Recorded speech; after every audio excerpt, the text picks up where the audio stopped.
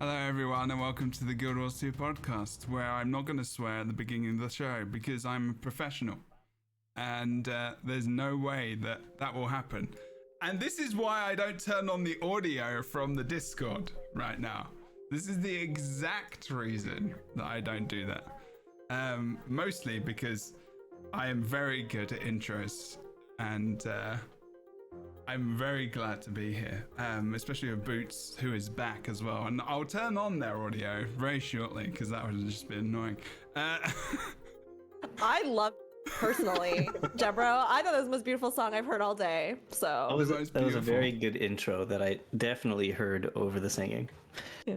Well, now you are all here, and I'm going to show everyone your faces. If Great. I can work out what's happening. Can you retake? Can you do another take of that song, Boots? Just really quick. Don't do it. Welcome to the podcast, Lightbringers 2023, first episode. New year, not new you, because it's the same you, or it might be a new year. You might have had a haircut. I don't know. It can be a new year, is it? I don't know. It's just I'm the same person. I mean, it depends on when you listen to the podcast. But as of those of us who now are sitting here, it is actually a new year. Jebro, you know it's a new year, right? Like you know. New you, also new you. He's saying new year, new you, and he's just making sure that we're all the same people. But you know what they say? They say, in the span of about 10 years, every cell in your body is replaced. So it is every day slightly new. Not every cell. Some of the neurological cells you have forever. There you go. Okay. Well, there you go. Yeah, there you go. So there's always a little bit of you that's you, no matter. My hair is definitely replenished very often. Yeah, Jebro's hair cells, they stay forever. Like, nah, we don't like. Oh no, they leave. They left before I even. They were just like, I'm not even gonna turn up. I'm just gonna stay away. Yes, 2023. Hello everyone. I hope you're good. Listening to the show. We did our last show as a review of 2022. We did some Q&A, but Bombs Boots will be very sad about that, and has been sad about that over the Christmas time. And yeah, I was just sending Boots questions to make them feel better that they can answer generally. Welcome back, Boots. Boots has a new you. The new rebrand that Jebro's foisted off on you, Bombs.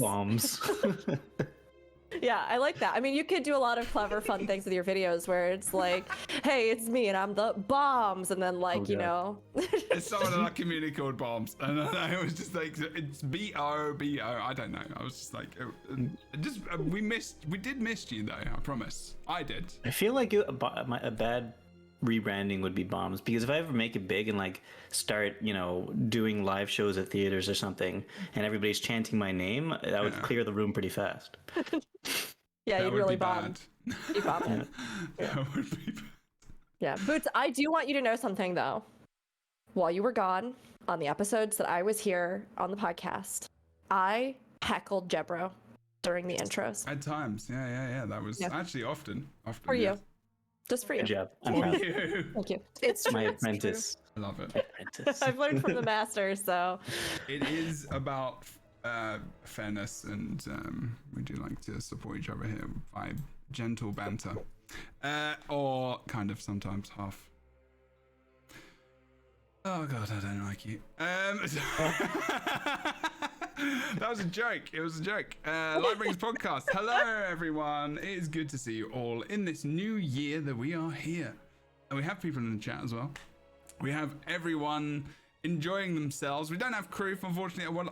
This is our base crew. So we've got kind of Boots, Rookery, Herald, or Fornax, and also Kroof, who is not here due to power issues. Just interpret that how you would like to. And we're going to be talking about Guild Wars 2 in 2023, surprisingly. But also, we're just going to be talking about predictions. It's not going to be Guild Wars 2 in 2023. It's going to be predictions for 2023. I googled, interestingly enough, YouTube. Every start of the new year, I'm always like, all my favorite MMOs in 2023 or 2022, and you're like, how many videos are going to be? There's not actually that many videos for Guild Wars 2 in 2023, because I think it's like a meme thing now, and people are just like, ugh. But there are some people who just make those videos, and you're like, okay, I guess so. I mean, maybe just edit the last one and just put 2023 on instead. I mean, you could do that. The way to do it. It is one way to do it. Hey, did you know Guild Wars 2 won a few awards at the end of the year? We talked about it, yeah. Well, I'm sorry, I wasn't here. Well, you didn't watch it. How dare you? You didn't watch the app. You didn't watch the podcast. You expect me to watch this podcast? Wow. Wow. We've been over this. Okay, Boots. All right. Well, Jebro, don't let Boots record any advertisements for the podcast, because if the advertisement is just you expect me to listen to this. Yeah. Actually, I kind of like that as a general thing, I guess. Oh my God. Well, Boots, I'm so glad you're back. So glad. Yeah, we are going to talk about Guild Wars 2 predictions as well, because guess what? Fornax's video is kind of a little bit of a influence for this stream title. So what did you talk about in your latest video, Crown Herald? And obviously, I'm sorry, Fornax. And please go and watch Fornax's latest episode. I don't know what your latest release, the latest YouTube video, I'm sounding so cool right now. It's always my main priority. What was it entitled? What can you just tell us a little bit about that video, so it gives us a little bit of context?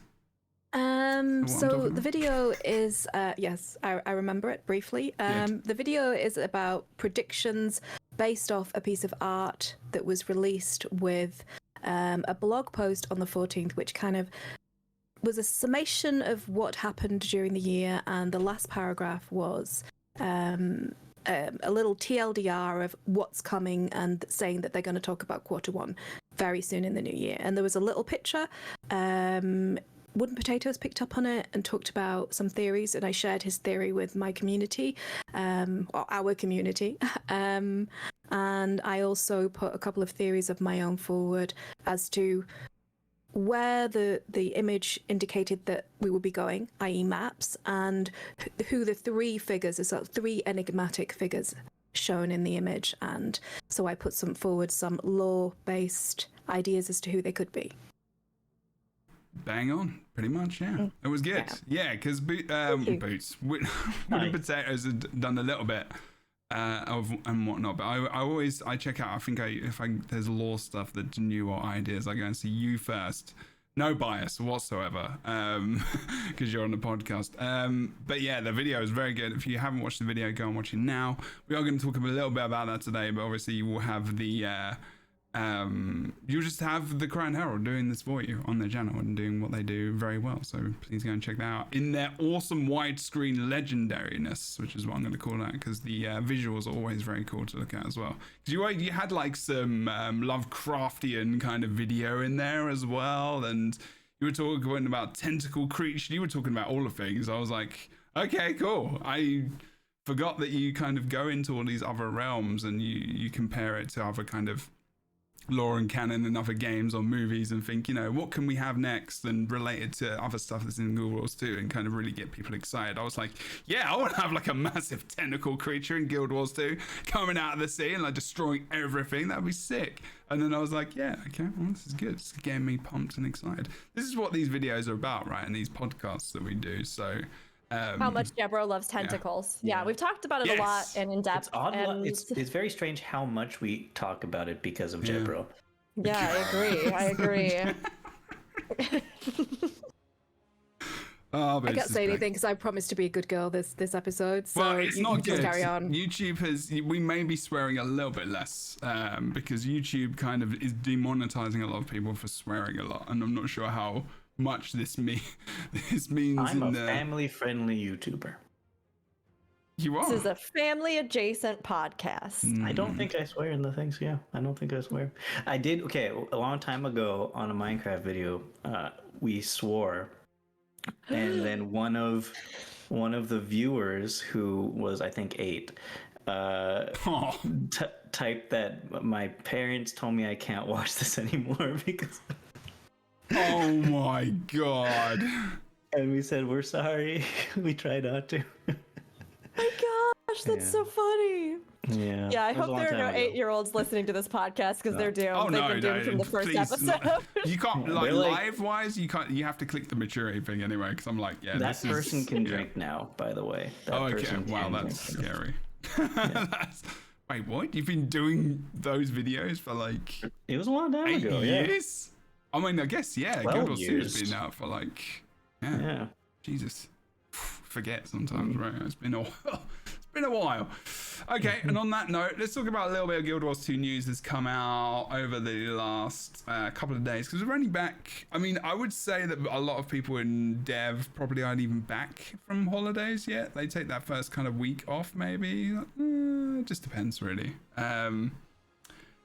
But they did have a little bit of information out, because they are coming out with the new the event next week. What's the event next week? I thought I'd put this in the... Oh, the Lunar New Year. I did put it in there. Good. Yes. In 2023 next week. So they're going to be talking about all the events that are coming back and whatnot. Lunar New Year, it's not normally that different. You open a bunch of envelopes and do events and stuff. It's cool, I guess. I don't know. It's not one of my favorites. Honestly, Winter's Day, I like the Winter's event. It's not bad. It's a good jumping puzzle. With the Winter's Day one? Yeah. I really like that. I like the PvP stuff in there the most, honestly. Yeah. I love the decorations and things and the rewards from New Year's Festival. Like, I think those are really fun and really, like, they're quirky, but also beautiful. And I was curious to see if this year, with Cantha playing such a large role, if they were gonna do something even more for it, because sometimes it does feel like it's kind of the follow-up to the Winter's Day event. You know, it's like, oh yes, we do have a lot of players that celebrate New Year's and might even celebrate it more than they do like other holidays that fall during the winter season. But as with many games, it seems like the poor Lunar New Year's event oftentimes has to kind of like follow up on the coattails of whatever the really big explosion is for the, you know, Winter's Day holiday fest kind of thing. Yeah. Sorry. Do you think that they'll actually decorate New Kaing City? So. It just makes sense to. I hope they do. Yeah, I hope they do too. We talked about that, didn't we? We're like very briefly when we did the event stream. We're like, oh yeah, we hope they do that. I mean, they should they?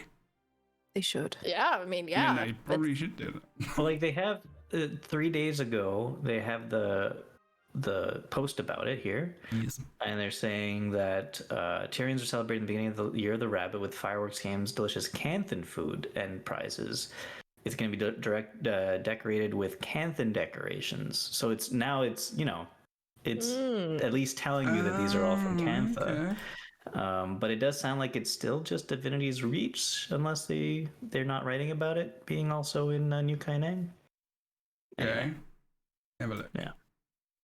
I'm going to bring up the post so people can see. It would be very strange if Divinity's Reach is decorated with Canthan decorations for Lunar New Year, but there's nothing in Cantha. Yeah, but Cantha has nothing. Like, they just don't celebrate it for whatever reason. I mean, it makes sense as to why, right? Like, why the events happen in mainland Tyria and oftentimes between the major cities there, because of the fact that, like, new players, that's really where they get to access it. So you're not like gating it behind expansions or other stuff. But it does raise an interesting question as far as the comprehensive kind of feel, culture, and lore of the world goes, because I mean, I think we touched on this not too long ago, the concept or idea, or at least I've talked about it recently, where like, hey, we have all these amazing, interesting, diverse lands. It makes sense that they would all have their own different celebrations or holidays or festivals or incredible things that would influence that. So it's tough because from a playing standpoint, you want players to be able to do the holidays and just be able to get into them and have fun. But from like a world continuity and immersion standpoint, it's super weird if every single nation's holidays are only celebrated in Divinity's Reach or Lion's Arch. It's like, so, but if it doesn't show up with new decorations and stuff in Cantha, does that mean Lunar New Year is basically the St. Patrick's Day of Tyria? Because I mean, St. Patrick's Day, I think, is more of a North American thing than it is a Irish thing, as far as I understand it. Oh my God, no. No? No. St. Patrick's Day is huge in Ireland. Everyone goes to Ireland for St. Patrick's Day as well. It's huge in England. Oh yeah, it's huge in the UK as well. It's huge in Europe, to be fair. It's huge in even Australia, and it's just huge around the world. It's just a good excuse to get. I know it's huge all around the wasted. world. I've heard several people say, I mean, not from Irish people, so I mean, there's probably where I went wrong. Yeah. But I've heard several people say that there's larger celebrations outside of Ireland than there are in Ireland. Yeah, I guess Ireland is like also not that big as well. Like in terms of the country. I was in Dublin one year at St. Paddy's Day, but not for St. Paddy's Day. Like we were there because I was living in London at the time, and we had a break from our conservatory program. So we were like, hey, we'll go travel to Dublin and see some stuff and do some things. So like it definitely was chaotic from what I remember, but I got the impression, and I don't know if this is correct, but I got the impression that it was mostly people from other countries that flew to Ireland to then have this huge blowout. I don't know. I mean, like they're probably just doing it most of the time anyway, because just like, you know. Mm-hmm. But maybe that's what it's like in Cantha for the New Year. Maybe. I don't know. I feel like America is more bombastic with its celebrations. Oh, yes. Oh yeah. We dye the river green here for St. Patrick's Day in Chicago. Oh yeah, you would. Like Chicago's really Irish. Like they do a lot of it.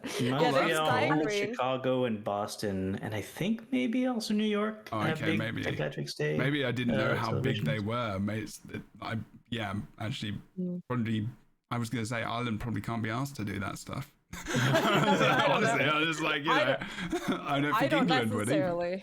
I don't necessarily like massively celebrate it or anything, or go like out of our way to celebrate it during the year. But yeah, it is interesting. And I mean, a lot of Cantha has had commentary that I think has been really cool to see in a game as well, where they acknowledge almost the fact of diaspora, even with the borders being closed and stuff like that. I mean, Jory has such a lovely arc about her like coming back and trying to decide if she even wants to connect with that part of her, history, when her sister was the one who always felt much more strongly drawn to that connection to culture. And I think the range that you see as well between like the Kurziks and Lux and like current day, and the ancestors that are currently living, how they relate to that. So like all of that to say, I think Guild Wars 2 is a game that oftentimes does have really interesting and layered commentary about stuff like that, including something like a holiday that gets repurposed or celebrated elsewhere. So I think they could pull it off, but I hope that at the very least they maybe put some decorations and stuff around New Kaineng, or just acknowledge it in some way so that it feels like there is something you can do there. I mean, I think it would be really cool if they even put like a copy of the events in New Kaineng City so that you could just go there and like do the stuff in the city. But if you were not able to get to that point in the game, you could do it in the main city too. But yeah, give us a reason to go chill there, because there's nowhere else really other than the hub, which is where you access strikes and stuff. There's not really. It's just like Lion's Arch. Everyone just goes to Lion's Arch, or they go to Divinity's Reach, which is where the events are and whatnot. Okay. Okay. The event's always been, New Year's always like kind of like, I don't really aim for the skins or anything. I sometimes go for the achievements, but that's just a personal thing. The Dragon Ball game's all right. The dodgeball thing, that's kind of fun actually. Okay. Let us move on to the next thing. Graphics updates for Guild Wars 2. They are going to be limiting you to, well, not limiting, because I think there's graphics cards you can still use that were out before even Guild Wars 2 launched. So I don't think they're not limiting you at all, because they wouldn't do that. I wonder if I've got the post here, but they're just doing a general update. I don't really need to talk too much to that, to be fair. I don't think that's not a massive they're thing. Basically making it so that the DirectX 11 is the baseline now, instead of DirectX 9. So if you don't have a graphics card that runs DirectX 11, it won't be able to run Guild Wars 2 anymore. Yeah, I mean, I've seen some, I think it is good to touch on this, because I have actually seen in the community people who are like, nobody that I've seen fully outraged, but people who are kind of saying like, oh, well, they're going to make this so that people can't play the game. Like, that doesn't seem fair. It doesn't seem fair to make it so that, just if you have something that's a little bit older, you can't do it or whatever. It's not that, from my understanding. As far as I know, anything that wouldn't be able to run DirectX 11 at this point is so vastly outdated that likely you probably don't even have the technology to do a lot of other things, because the baseline of performance of the DirectX 11 and things like that, and the software, I guess the hardware that it requires at this point has so commonly been accepted as a baseline in pretty much all modern technology, as far as I know. Yeah. There might be exceptions to this and things like that, but it's not like this is something that hasn't been coming for a very long time, and I would assume from everything I'm hearing that it is very unlikely to actually affect the vast majority of players who are playing on any kind of contemporary or pseudo-contemporary system, as well as the fact that many things that people were already kind of worried about, or add-ons or other stuff, or those gray area things, have already accepted this as a baseline. So it shouldn't be something that I think is going to affect the game largely for most players, and hopefully with them ironing out whatever problems there might have been for players with the DirectX 11 Switch, it shouldn't be something that is going to be really terrible and awful, and you know what I mean, right? We need a new baseline, and they can't keep splitting teams trying to create stuff between multiple different things and test it and constantly try to make it look good on both, even if one is much older, and so on and so forth. Yeah. Okay, cool, makes sense. New times, 10 years the game's been out. You can get a new graphics card that's a 10, or even the one before that, 960 probably, or whatever. It felt like you could probably get one for almost free from your mate who's just thrown it out, probably. I mean, they're antiques now. They're extra expensive. They are gay. Oh yeah, that's true. Well, that's what happens, isn't it? I mean, I know the 1080 Founders editions are $2,000. It's what? That's crazy. It's just actually an antique now. Special edition stuff, I guess. But anyway, yeah. I mean, access, in all honesty, it works the other way as well. People need access to the game who have current PCs, and more people are probably playing with more updated machines than not, or at least mid-range to lower range. So it's important. And the game you have to make the game look good. You have to market it. That's one way of marketing the game, make it look good and updated, and that's important. And we've seen an increase in performance and stuff. They had some issues, a couple of issues at the beginning when they introduced DirectX, when it was in beta, and then it's been fine ever since. So we're good. So at the beginning of the year, what's good is, ESO does a thing where they normally in January, but I think they're going to change that up because we did talk about Elder Scrolls Online. I do like to compare Guild Wars 2 a lot to Elder Scrolls Online because it's the other MMO I did play a lot of, and some Final Fantasy volume, but that, and probably more New World now. But ESO is changing up their whole thing, so I don't even know what the hell they're doing now, because normally in January, they just announce a ton of stuff, and they're like, here's the layout for the entire year. Story, dungeon, chapter, dungeon, story. And it's just or whatever order it is, I can't remember. Guild Wars 2 kind of does sometimes a 6-month roadmap, 3-month roadmap. Just depends how much content they've got coming out, right? Because if they don't have that much, then they'll just kind of be 6 months. So I guess what I'm thinking of and wondering is as well, because Crichton Herald, maybe you want to talk about this first, is you expected there to be a roadmap this week, right? Whereas I'm not sure. I mean, maybe I was expecting something, maybe even today during this podcast. Hopefully they release it now. It would have been released by now if it was going to be out. Did you expect there to be a kind of roadmap this week? And are you kind of disappointed that there might not be, or not? Because your video is going to be watched more now, apparently, according to you. Yeah, that's the one that, yeah, I genuinely was. I watched I think it was a live stream with Wood and Potatoes, and he was talking about that theory, and he mentioned the video, the new image. So I popped onto the site, saw it, and thought, oh, I wonder. So I just kind of dived in and did some research about who it could be. I thought his idea was really interesting, and I completely missed the quest line, the the achievement line that he had stumbled on, and he said that it was one of the most exciting things that he'd found in the expansion. This sort of seedy underbelly. Sorry, spoilers ahead. This seedy underbelly of ancient ministers who might be like the immortal Illuminati of Cantha. And I thought, oh, that's amazing. So I thought, and then I found some reference to some legendary Lux and demigoddesses that it could be. And of course, there's my desperate desire to have some Lovecraftian monsters in the game. So I kind of threw a video together, did a bit of research on the wiki, which is amazing. Thank you guys for always maintaining that, and put it out. And I was like rushed to get that out. I did that in like 2 days because I wanted to get it out before their big Q1 blog post proved every single thing that I'd written wrong, as it invariably does. And it just hasn't arrived yet. And I've been checking on the daily because I said, look, as soon as I actually find out what they're going to be doing, I'll make a video, in the spirit of actually making some content. And sure, why not? Yeah, Content's why good, not? Yeah, maybe.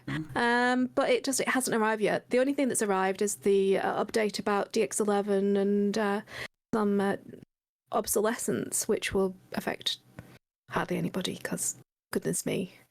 The law requirements are actually quite impressive for how good the game can look. I think they do a pretty excellent job. But yeah, I was quite surprised. Do we all think that there will be a roadmap? Did they say there will be a roadmap specifically? I can't remember in the post. They didn't say roadmap. But maybe we have an expectation that there will be. They said we'll be back early next year. Yeah. Okay. To talk about our Q1 plans. Should there be a roadmap, do you think? I mean, is our roadmap the best way to communicate what's coming up in the future? Is it a good way for us to get excited? A Q1 roadmap. I think it's going to be, one of those little image graphics that say, Dunga, dunga, dunga. Can you do that again, please? Dunga, dunga, dunga, dunga. It's going to be 4 panel, one image that has 4 panels in it that list out 4 certain panels. Things that they do. Oh, sorry, 3 panels. How no, about that? It can be 4. I just 4 panels. Whatever you want it to be.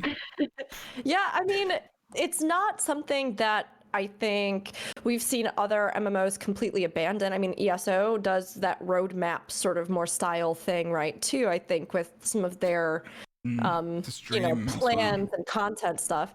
So like having the roadmap, I don't think inherently in and of itself is bad. I think it's nice to have some kind of visual where you can very clearly see, hey, this is what's coming, especially in games that maybe don't have as predictable of a cadence as certain others, right? Like in 14, you will almost always know. You're like, oh, it's a 0.5 patch. That means that we get blank, blank, blank. It's a such and such in the cycle. That means that we get a new raid. That means that we get blank.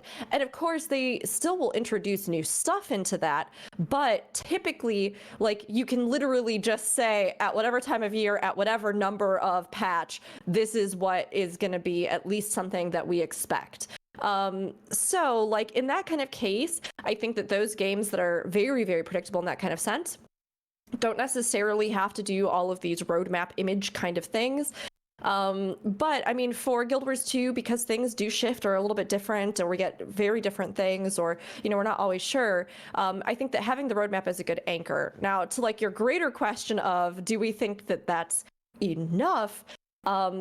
I mean, we've talked about it so much on this podcast. None of you will be surprised to hear us say that I would love if they did stuff in a video format, I'd love it if instead of just a blog post, we actually had a huge, we had a big stream. I mean, it doesn't have to be huge, but we had a stream where they really talk about this. And they talk about all the great stuff that happened this year and all the stuff we're looking forward to. And we see the faces at the studio. And then they take that and they cut it up into little clips and they put it up on all the social media and everything else. And we can see those moments. And it's literally anywhere except for just in a blog post or just a tweet that has a link to a blog post, because I think that also doesn't engage audiences as much as you scroll and then you start to see a video play and you don't turn on the audio, so you look at the subtitles and then you go, oh hey, this, and then you finally get interested and you like look at it, right? And you're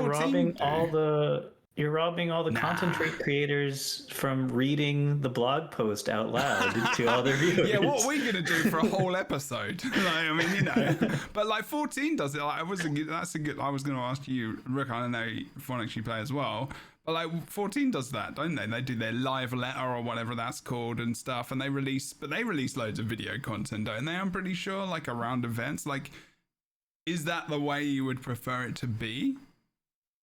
Yes. Yes. Yeah, I mean, yeah. Sounds like a silly question, honestly. No, I mean, yes. Fornex and I have both seen it. I mean, yeah, with 14. And that doesn't stop anybody. Don't worry, Boots. It doesn't rob anybody of the recaps. Because people still do so many live letter recap, or, you know, you don't have 5 hours and you can't speak Japanese. So like, because a lot of times this is a big, oh my god, well, actually, this is a big stumbling block. This is a big stumbling block with some of the live letters. For really big ones or like expansion news and stuff, they have live translators there with them. But for many of the others, and this is a stumbling block of 14, I think, because I think they should have translators for everything. But for many of the others, they don't have live translators. So literally you just sit there listening to them talk Japanese. And then if people are kind on Discords, you have fan translators who translate as they go through.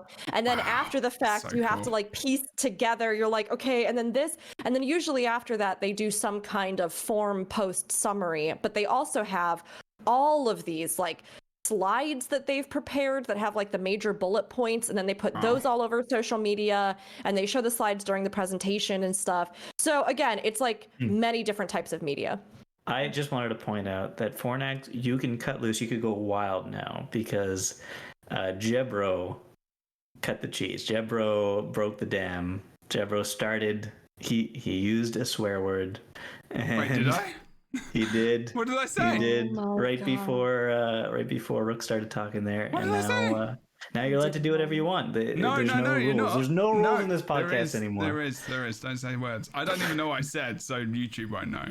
Wow, I feel Don't do it. sad now. Yeah. Wow, Jebro, way to make our podcast filthy and unacceptable for viewing or consumption. Yeah. With the, I mean, and we understand, like, as a side kind of bit to this conversation, we understand that obviously ArenaNet is a smaller company / studio. We know that, but there is ways that you can. There are smaller companies that do this. They communicate via video. I'm going to give you a really good example of an indie studio that actually with a game called Deep Rock Galactic, who it's basically dwarfs mining in space, but they produce like a lot of video content where they explain to you what's going on with like battle pass, with like new content, and they get people really excited for the game. And it's just all it is it takes video content. TikTok is massive, and there is a reason why this platform is so popular, because people take small bite-sized chunks in easier, and they just go from one thing to the next. You know, we know this is just the way it is now. And Guild Wars 2 has ventured onto TikTok, albeit it's just copy pasted from their tweets and other stuff, so it's not unique to that actual platform, but it's still a thing. But it's just advertising things like the gem store, the expansion, or you can, you know, just the generic stuff. So it really would be good to just be like, you know, have that stream, be like, you know, here's a small teaser trailer for the Living World, cool, but here it is on all these different platforms, here's us talking about it. And they used to do things like talking about the sound in Guild Wars 2 and everything else. Really want to see some of that stuff come back. I would love to see some more behind the scenes stuff as well. That's always good. And they do so well with that at the conventions, but they don't do that live now anymore at the studio, which is odd. But I mean, I think the big thing is that video as a platform just has so much that is mineable about it in a sense. Yeah. Like as far as like if you're mining for gold when it comes to social media and dissemination of information, right? Because you have the actual information itself. Then, like you said, you have the people who are communicating it. You have all those little clips and snippets. You have the actual response and memory of watching those people or those things, or that, visually taking in the information. So you have the actual like information itself that you auditorially took in, the music or whatever it is, all that kind of stuff. Then you have the actual like video, the people that are in it, if there are people. And then we get silly stuff like the memes and the water bottles and the, all this kind of stuff where, again, it's like one piece of advertising gets echoed by the community in a ton of different ways. You have people talking about the music from it, the memes from it, the jokes, the clips, the reaction images. And I think there's so much more that can be mined out of that versus something like these blog posts where you can read the text and you can share the picture. And like that's really it, right? There's not anything else. There's not like a connection. There's not an empathy response. There's not memes really, unless they've just put something silly in the blog post Yeah, the only other thing you could take from it, a blog post, is really like nitpicking on the phrasing of things in a lot of ways. So yeah, it was just not always a positive thing. And it's good to like. It's good to have the I guess the freedom and the room to move outside of moving images. I get that how you can explore things a little bit more just through having words and just interpret it in any way, shape or form. Because if you have an image there, it's more centric to that, right? But you can still you can I guess you can explore that more as well. But it really is about that. You're right, Rook. It's just like.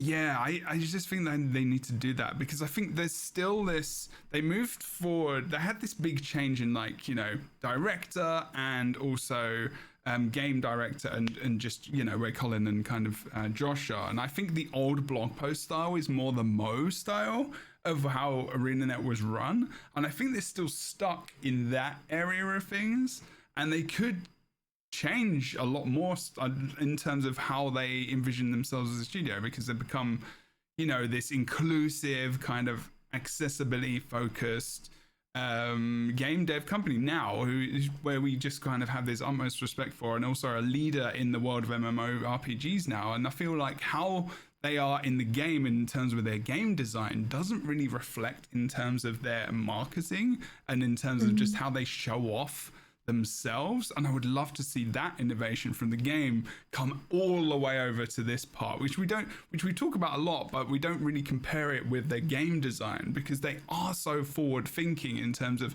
mounts, like live events, all that kind of stuff. But when it comes to the other side, it's just like, Jesus, we're stuck in WoW days, like a launch, and it's just like, I don't know. It's, I would say that if they are on a shoestring budget to do with their advertising, they have an army of us. We're here. I mean, they could utilize the organic content creating community that has sprung up around the game. And even if they only privilege a few very trusted sources, not everyone can be trusted to hold the NDA, right? That's just the reality. Yes, we know that. I've always been a good girl about that, I will say. Yes. Brownie points I think we for all me. have, We're all still in the program, so just about, but until they watch the video. So I would love, even if it's just, a few heady, excellent content creators like Rook and Boots and Jeb. Good one. Like everybody on the podcast. If it was just I think that's a great idea. And honestly, I think it would be a super clever marketing campaign, even if they can't put on the full production of like having people in the studio and doing a live broadcast. In the past, they have done things like clipping partners' reactions to like Living Season 4 with the stuff that happens in it, that one big moment. I don't want to spoil it like blatantly for people, but like they they disseminated clips of creators. I mean, how cool would it be to do something like a creator reaction video where they, like, I don't know, gave us all different snippets of big stuff that was to come and then had us record reactions and then put that like out. Of course, it's tough because, like you said, I think the biggest thing is NDAs and all kinds of stuff like that, where if you are in-house in company, that has a lot of other protections with it.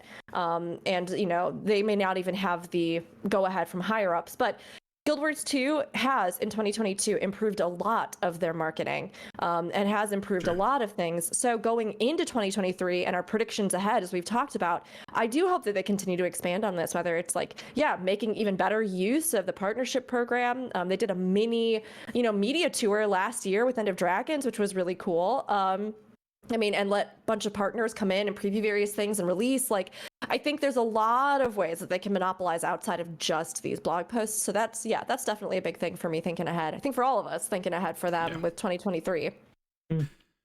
Okay.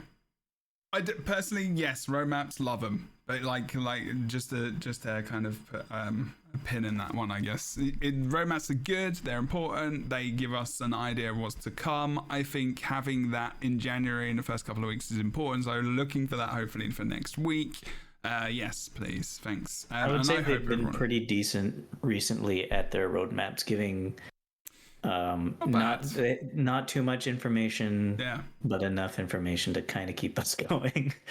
They do that though, don't they? I mean, it's definitely better than it was, thankfully. But like, I think you're right. It's just enough for us to teeter on the edge and be like, yeah, cool. There's this stuff coming, and they do. But obviously, as you're getting closer to like Living Story season 5 coming out, or 6 now coming out, kind of. It's called the Icebrood Saga, not Living World season 5. So we'll see, right? But when closer to it coming out, they'll maybe have more information to share. So then maybe they'll give more of a preview than a normal roadmap. We'll talk more about that as well. Sorry, go on, Brandon. I was just going to say, I would like to say to like Ruby, if she ever watches any of these, that it doesn't have to be perfectly polished. I think that people like the fact that she's a genuinely sweet, lovely human being. That she is, then the live streams are inherently a bit odd, and there's odd. I mean, if you've ever watched Eurovision and how much money they throw at that, come on. I like the fact that it's a bit janky. So I think that they should just embrace the jank and just have fun and don't worry about making a perfect production. Just, your community loves you. So make stuff and show us what you're making, please. We love you. Just do it. That's true. Yeah, hire a couple hosts to help out with the live hosting. I don't really, like with the live streams, because there's a lot on everybody's plate at the company, and like, no. I mean, I agree. I think it doesn't have to be perfect. It doesn't have to all be something scripted thing. I definitely think that there are ways to handle it. So. I don't know what you're talking about, janky. I think they're perfect the way they are. I just want to add as well something I completely forgot, which I want to mention as well, is that NCSoft is in charge of a lot of what they do anyway. So we have to remember that, it might be something that Arena will now want to do, but maybe NCSoft has a different idea of how they want to go ahead with like marketing and stuff like that. So it's worth remembering that there is that kind of umbrella that ArenaNet do sit under, like other games companies do when they have a publisher like them. So no shade on NCSoft, because they've made. I can throw a shade on NCSoft. Would you like me to? I can do it right now. No. Okay, fine. You go and clean your sheets, NCSoft, and think about what you've done. That's what I'll say. Yeah. There's some filth in there. I am muting here. Okay. Rook muted as well. Okay, so anyway, we kind of talked about. I'm not sure if this is a Freudian slip. I wrote, how can ArenaNet communicate to us, the payer, in 2023? I mean, I guess we are the payer, where we see changes. We've kind of talked about the communication, really. I think we want to talk about more the game stuff specifically, and it might be a little bit more what people might be interested in as well. I mean, people are interested in communication, and communication is important. But living world-wise, in 2023, we do know there's a new season coming. As Phonics mentioned, there's a little bit of a hint in the image, which I'll bring up in the not too distant future, hopefully, if I can find the blog post, which is in one of the many links that I have. There we go. And it gives us a little, it's just a preview image. It's not a massive thing, but like, Fornax went right into it. And I was like, whoa, okay. And like, the JC and everything else. So we can talk about that, but also just kind of general predictions. Like we're in End of Dragons. We're in this region that we're in Canva.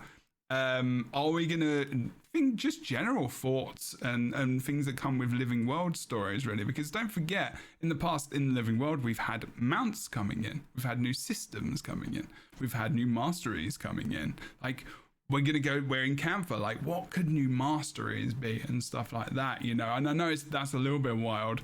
And that could be an entire podcast on its own, but just like very general kind of predictions, like will we see a new mount? What could a new mount be, for example? So I'm just really opening this up to anyone. Like, what do you think?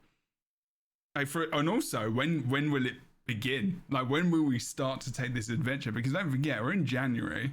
It's not likely that it's going to be a lot of content over the summer releasing because summer holidays, summer vacation. But also in the last couple of years in the gaming industry, that's not actually been the case. So, even that's changed because normally summer in MMORPGs is just dead. It used to be just like, everyone's going on vacation now, like quit raiding, quit everything. But that didn't really change. It just kind of happens throughout the year now. So yeah, just general thoughts. Living World, where are we going? What do you think's coming? Masteries, release date, random, fun times. Anyone? March. You think March? Yeah. Why not? Okay. Any reason? Why? Well, it's a couple months away, so I can't be proven wrong in the next 2 months. Fantastic reasoning. Excellent. I'm going to say February. Damn it. You think February? No, you win. No, you got to say a day now. Actually, maybe we should write these down. Maybe we should write these down, actually. I might do that. Well, how about for my birthday on the 12th? Your birthday is the 12th of February? Of January? Yeah. Oh, okay. February. Okay. Same as Lincoln, I believe. Oh, interesting.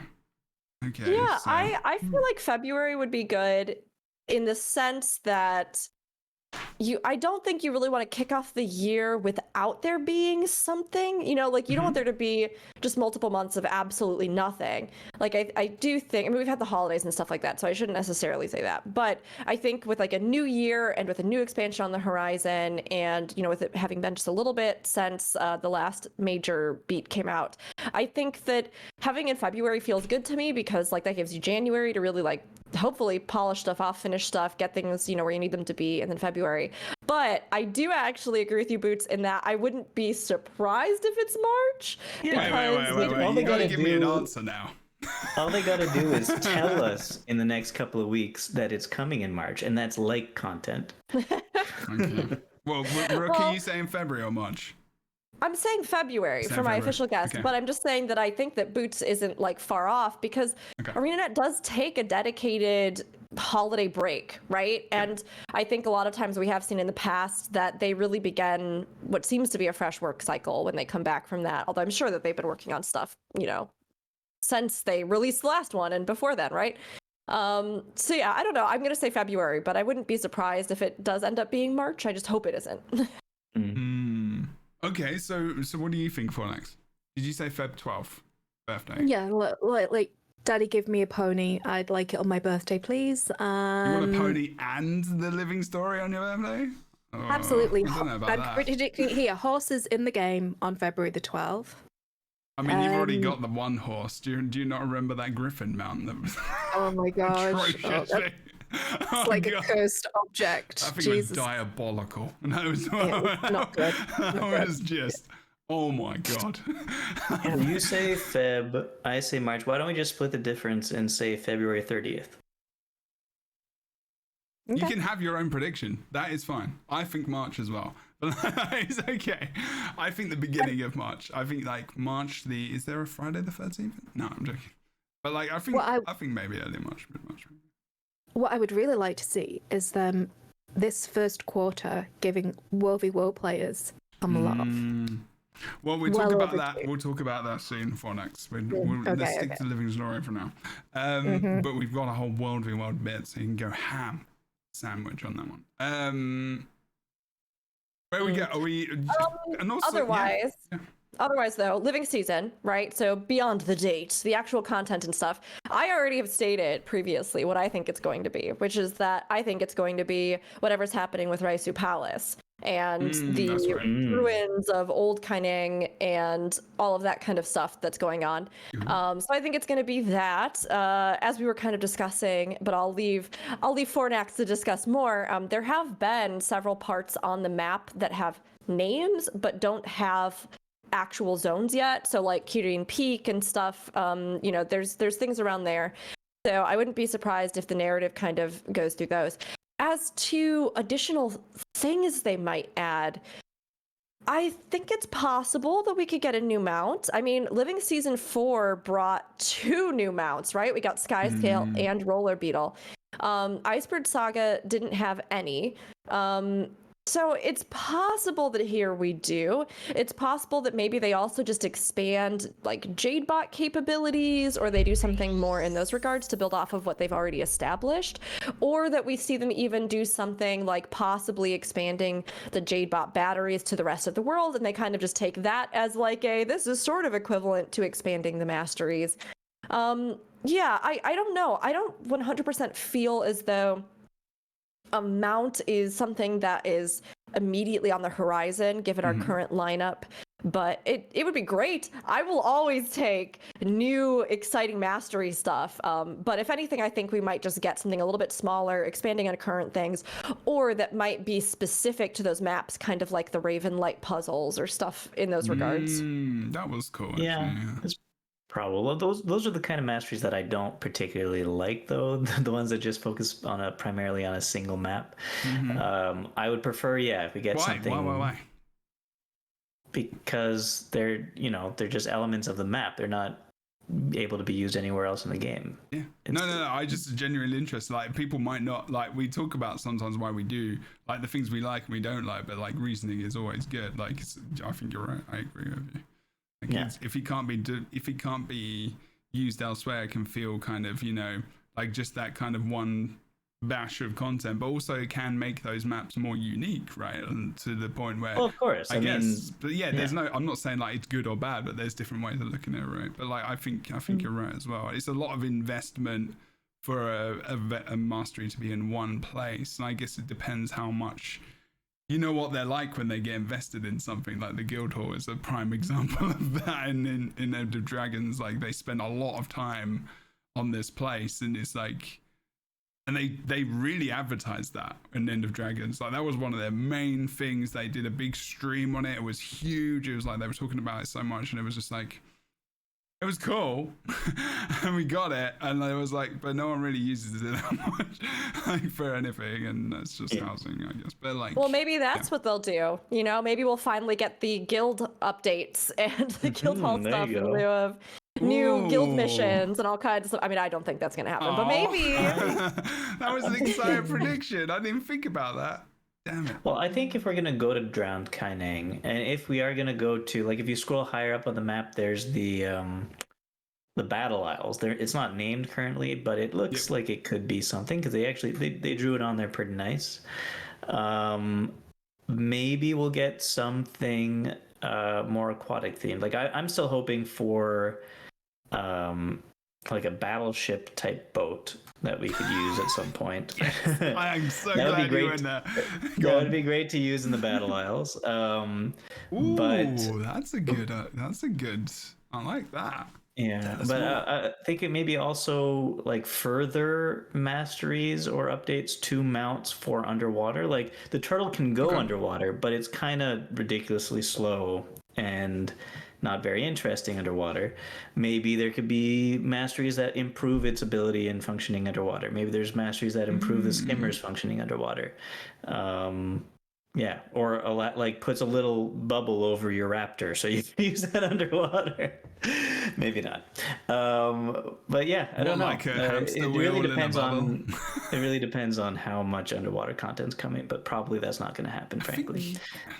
Isn't there like an underwater zone in Rift that they release, but you actually just walk around as if it's normal land, but there's like things in the air and they look like seahorses or dolphins and stuff like that. And it was a different way of doing it for sure. But yeah.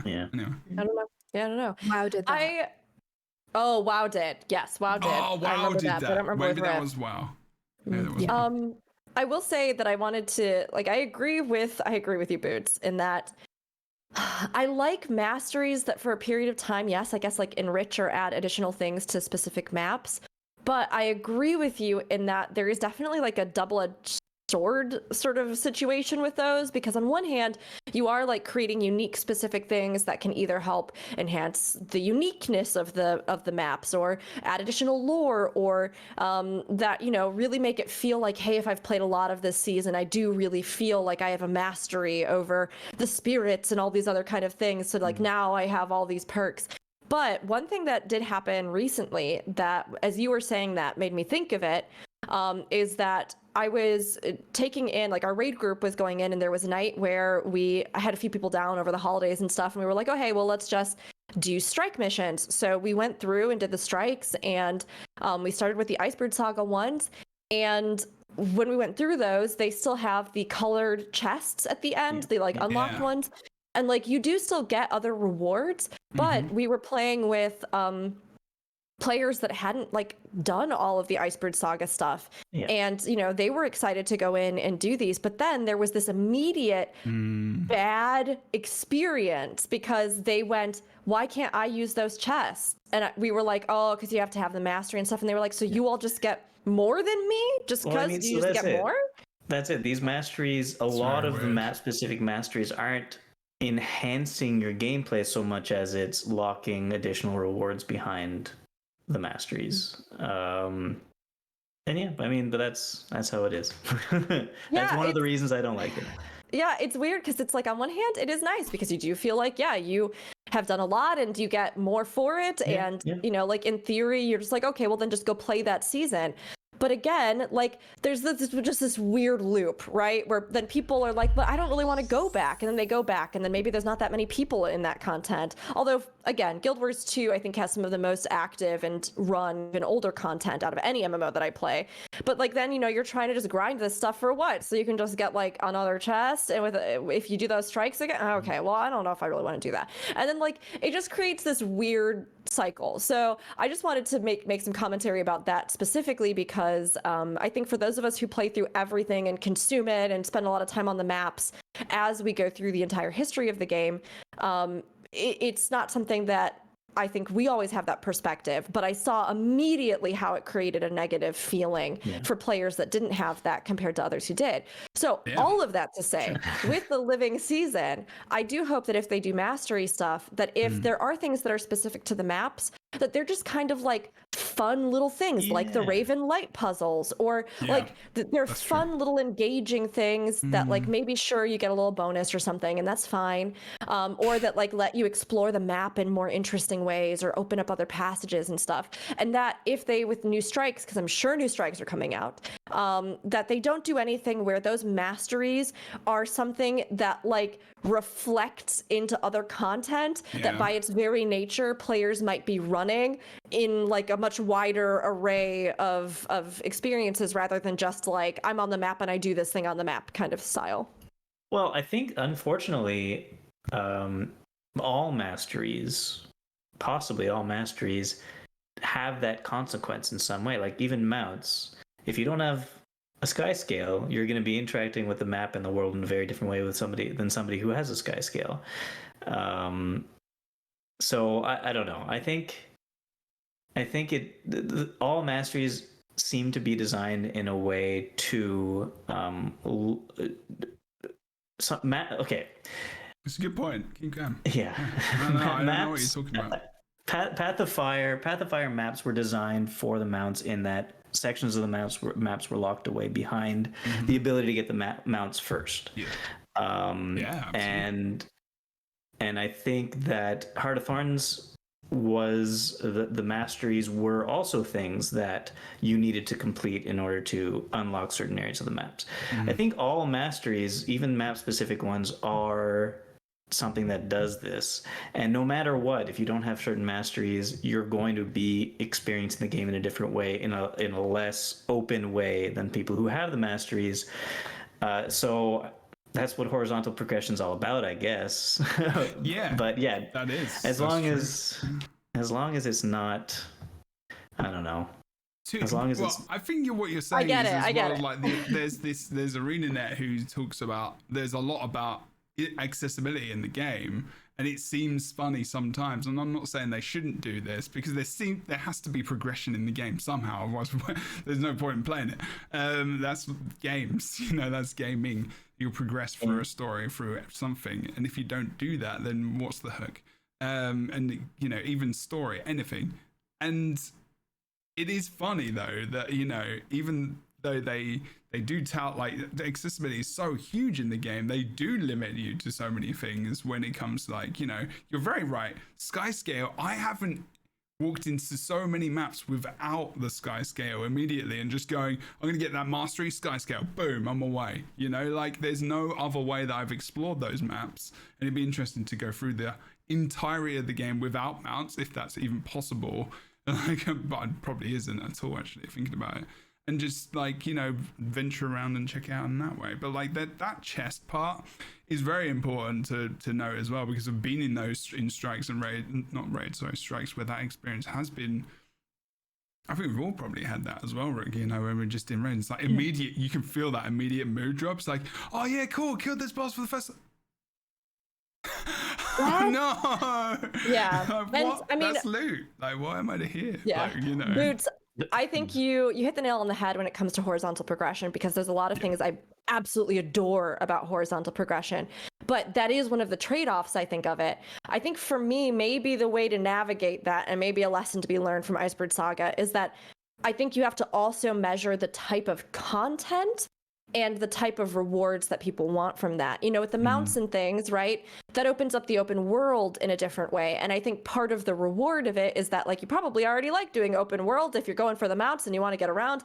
Granted, expediency is a whole other thing, but, like, I think that it kind of naturally ties into the evolution of the investment and the interest and the way that you kind of get into that content and do that content, and then the horizontal progression opens that up further for you, versus something like the way that mastery affects loot at the end of a strike, which when you are doing a strike, you're like, I kill the thing, I get the rewards. Get the loot. Yeah. Yes. So, like, the progression doesn't feel as organic. It feels like it directs you out and into something else, which isn't a bad concept, but it means that, like, it creates this weird, I saw in chat, the cycle of indignation. Like, it creates this weird cycle of indignation that I don't think flows as organically with something like the goals and rewards of a strike mission.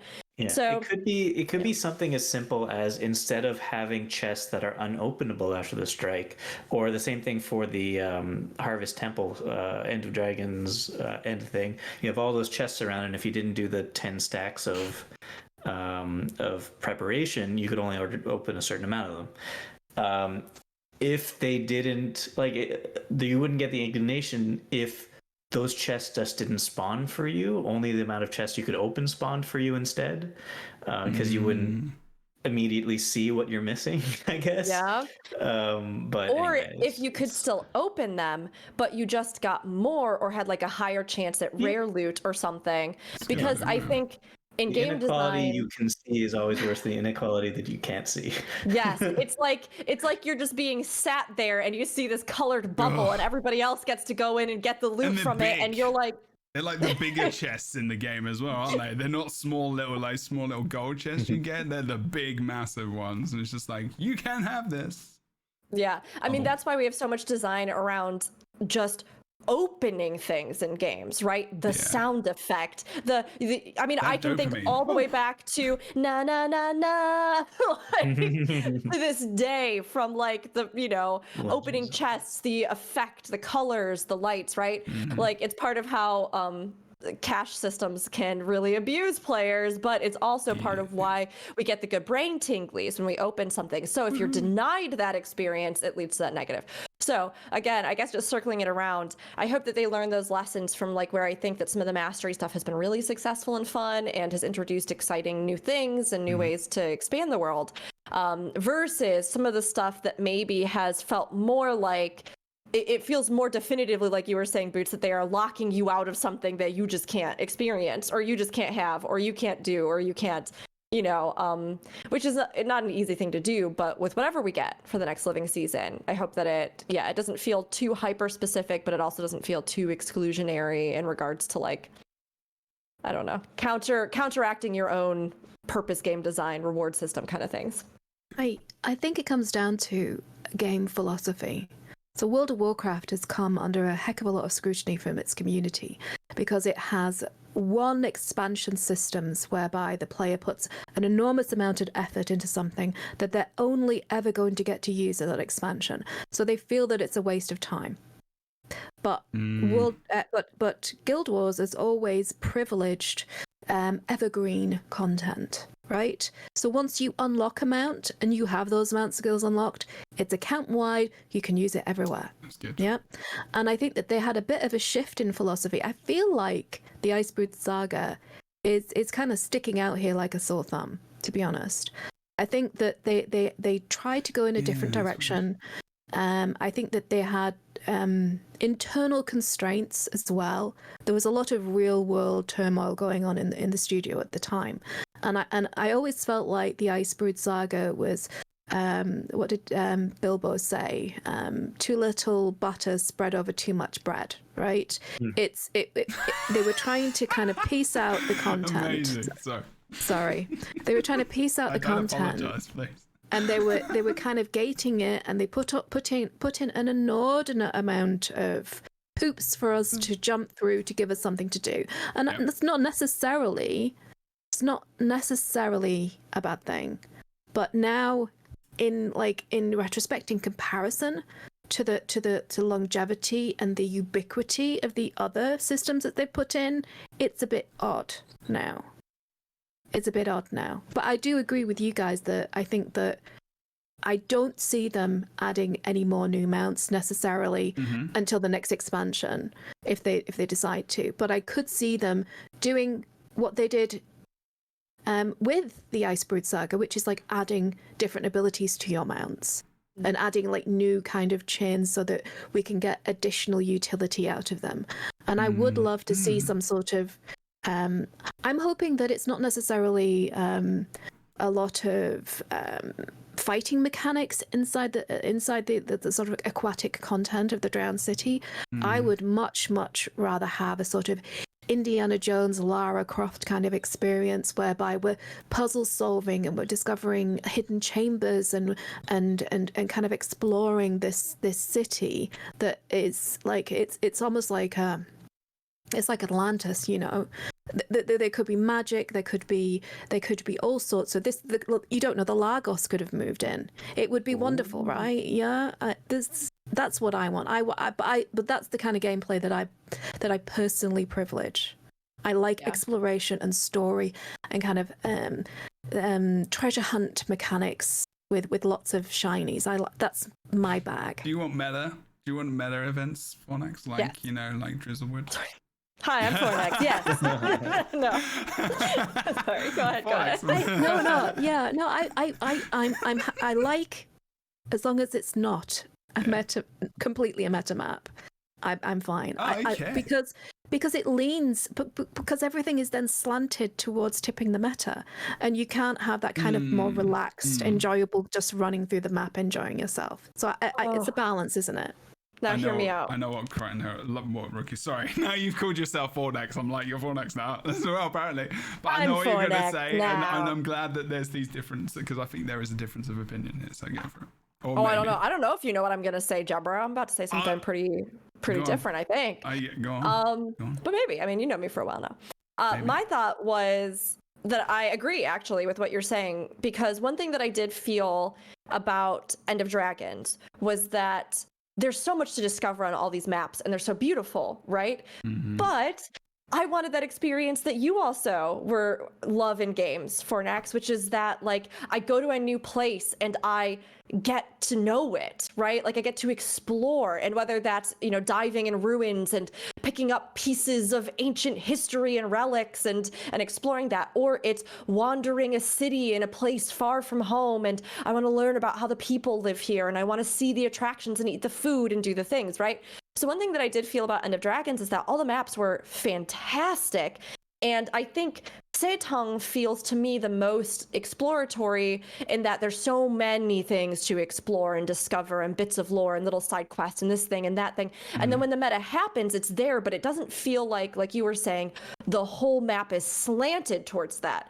Versus, I think, many of the other zones, especially poor Kaineng City, which really feels like it's gorgeous and they use it as a set piece for story quests, but it is largely just kind of one big thing for the meta that exists there in a lot of ways.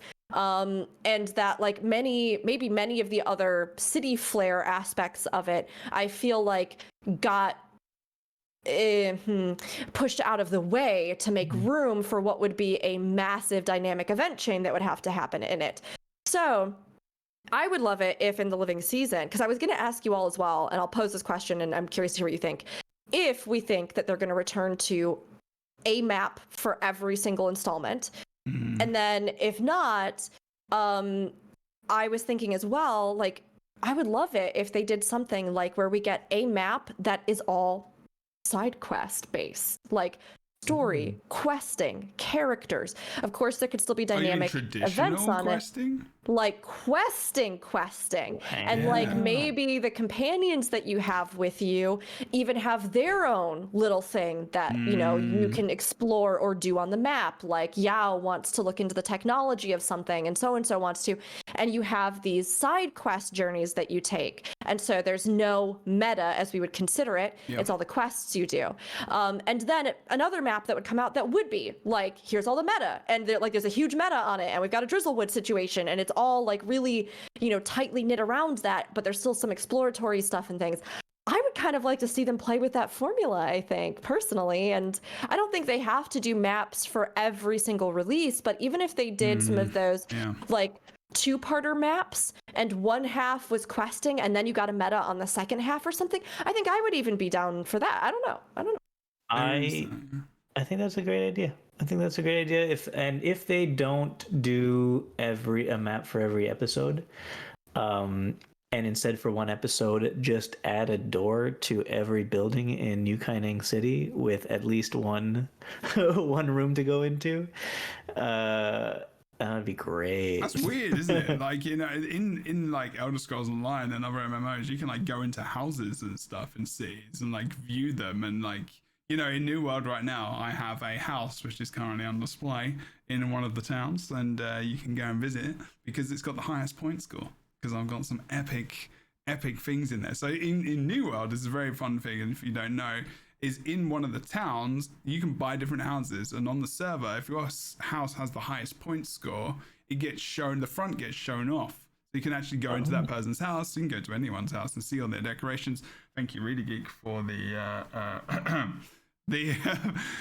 thing, but for all the crafting, because that was not me.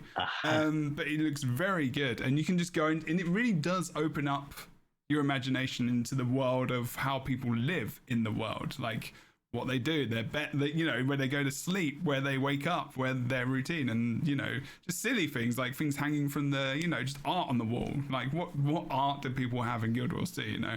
And we do see some of that in some of the cities. You can go in some of the houses and bars and stuff, but they're normally for instances or story.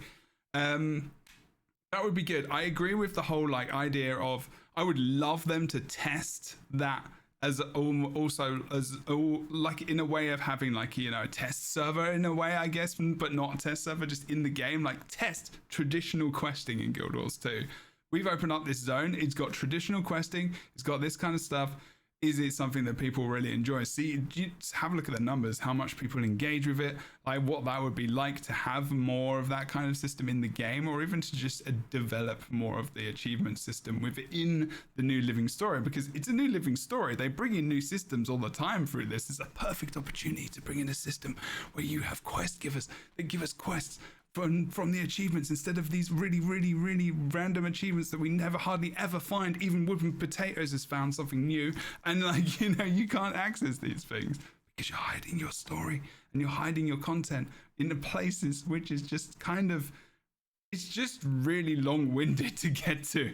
It just is. You've got to click like through 4 windows just to get to stuff sometimes, and it's just like, why? I mean, I would make an argument for exactly what you're saying, to accessibility.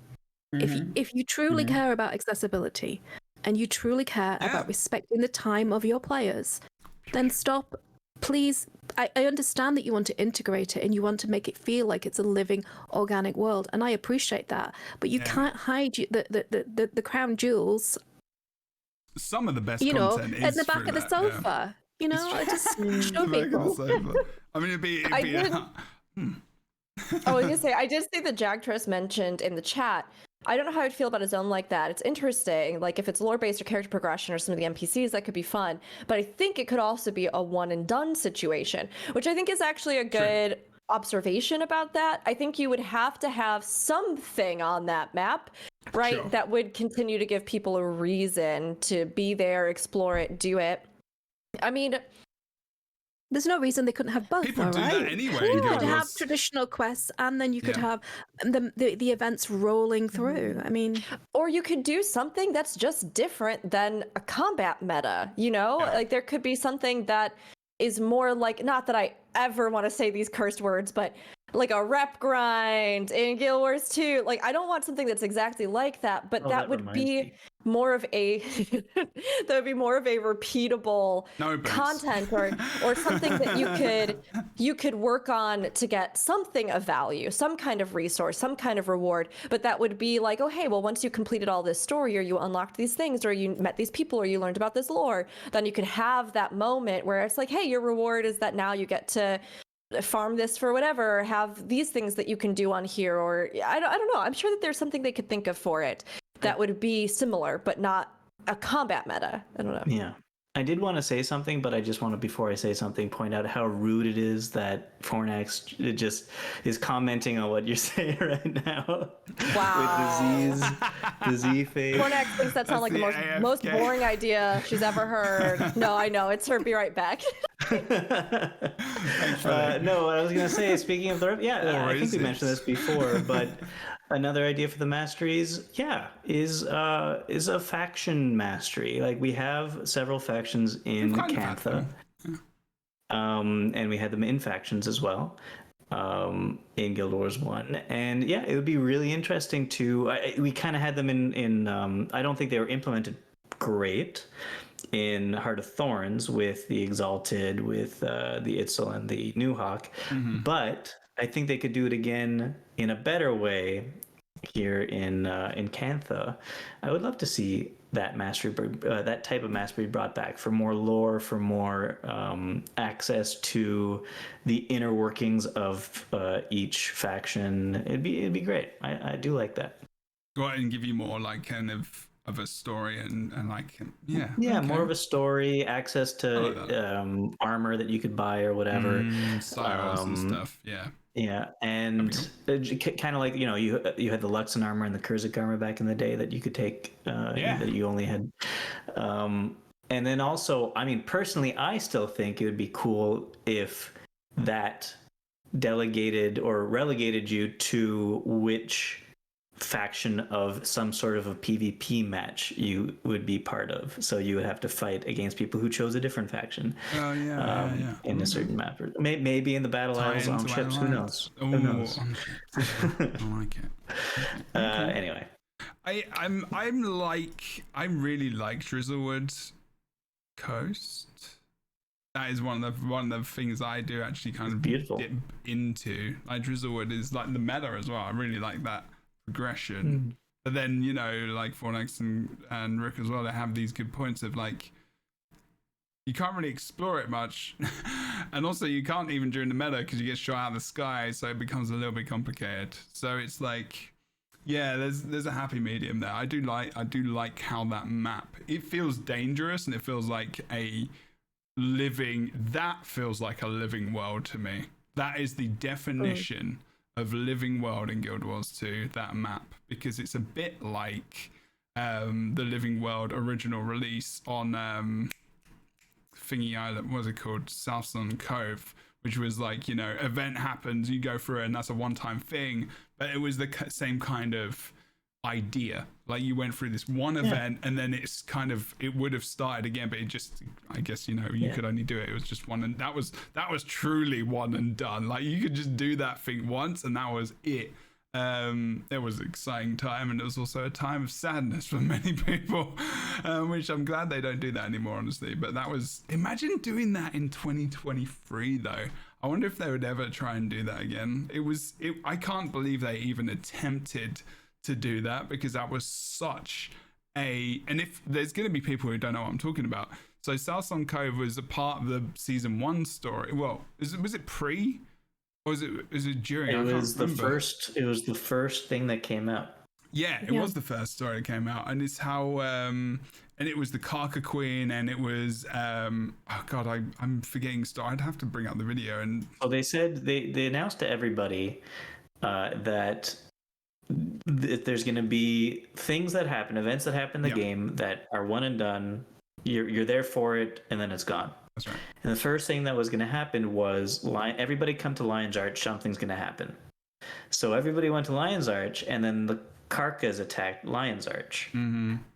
And I saw 2 frames of that happening. But that was it. It was on a Saturday, right? And it was an event that was across EU and NA.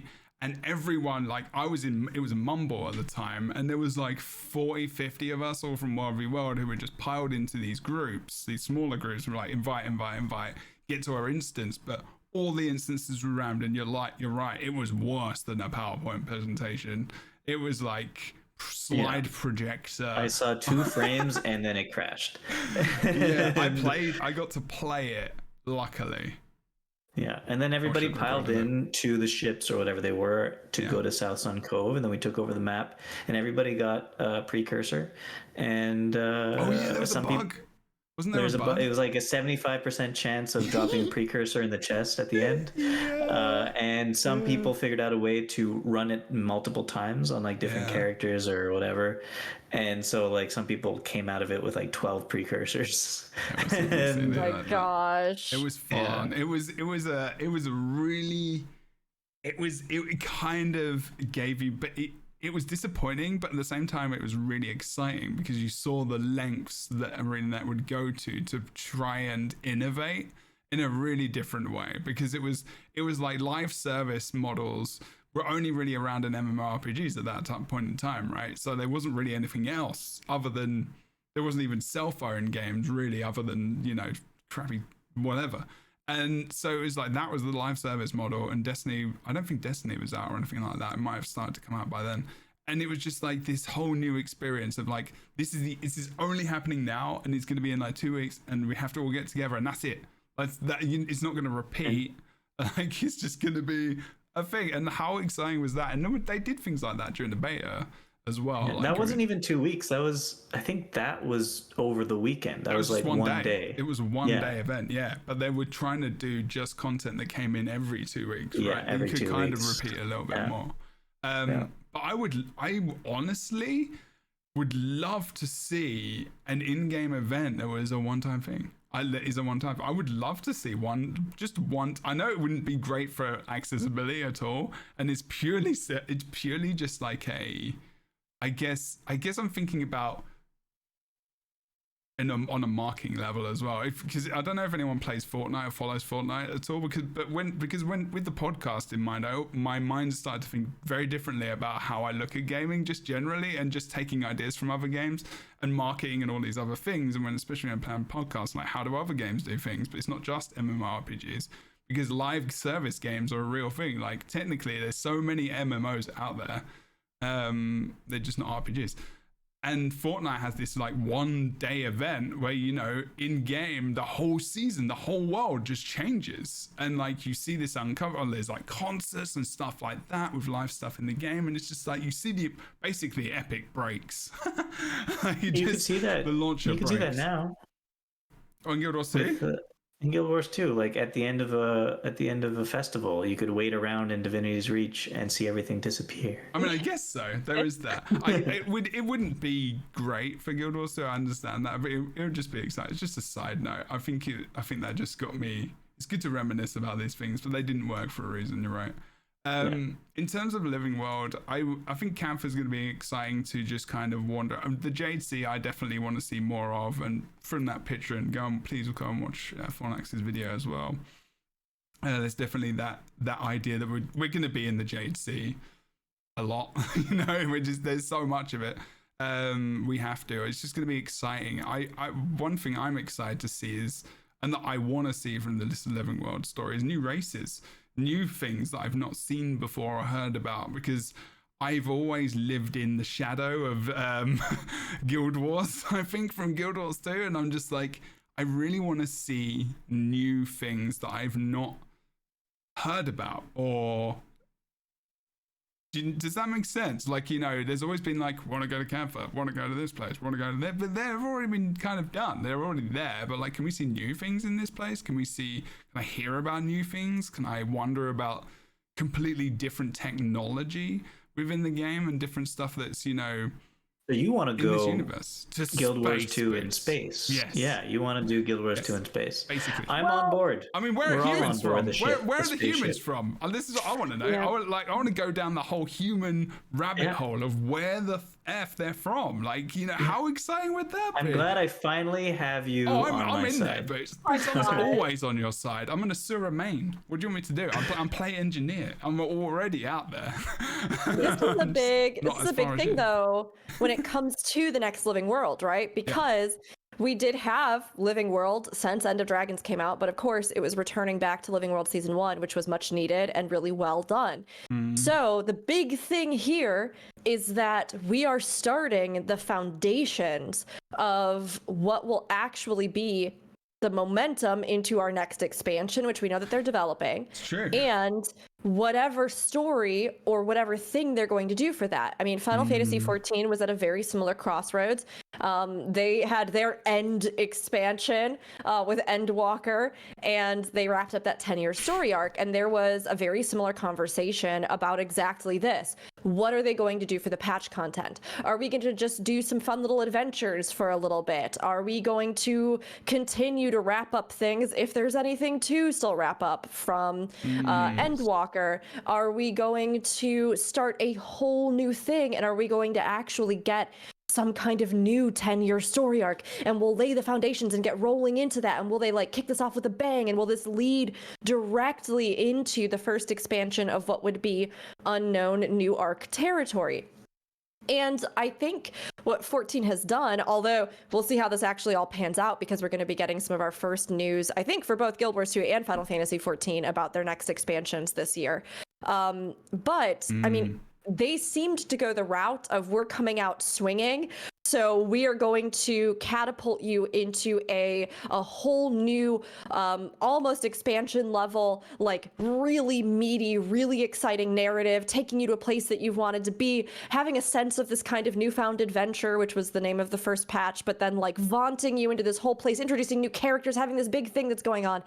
And having like experienced that with 6.2 and now going into their next patch, which is coming out this Tuesday, I kind of love it, because like this has been some of my absolute favorite patch content, like almost ever in 14, besides 5.3, which wrapped up Shadowbringers.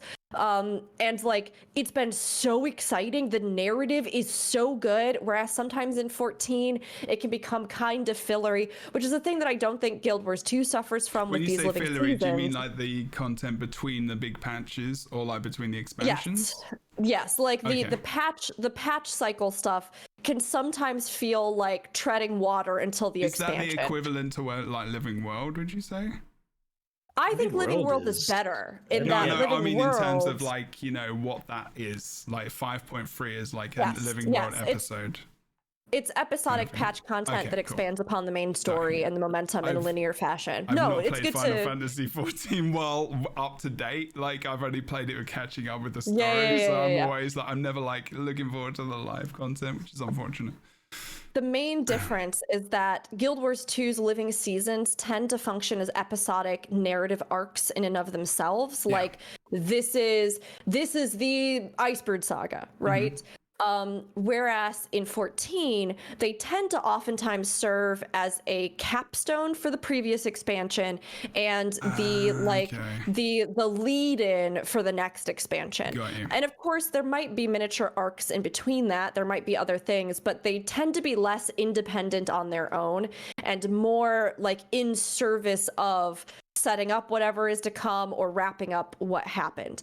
So, sometimes, not always, but sometimes it can feel like they are just like stringing along the breadcrumbs. You get one little tidbit of thing you're really hoping for to launch you into the action of the next expansion, and then just a lot of other just run around stuff, and then you get a little piece. But that hasn't been the case with 6.3. It's been so exciting. It's been really like an incredible story, and seeing the energy that I think that has brought to kicking off a new era in narrative in a game.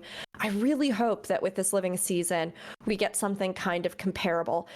They very well could just use it to round out a lot of the things that do need rounding out in Cantha and give us some stuff there, and then like a little bit of a tidbit for what's to come with the next expansion. But I really hope that this is like a big hook for players. I think so. I think it's gonna be. I think because of the fact that the story has essentially, the 10-year story has essentially ended in Guild Wars 2. They have this opportunity to create something new now, something that doesn't revolve around the dragons anymore.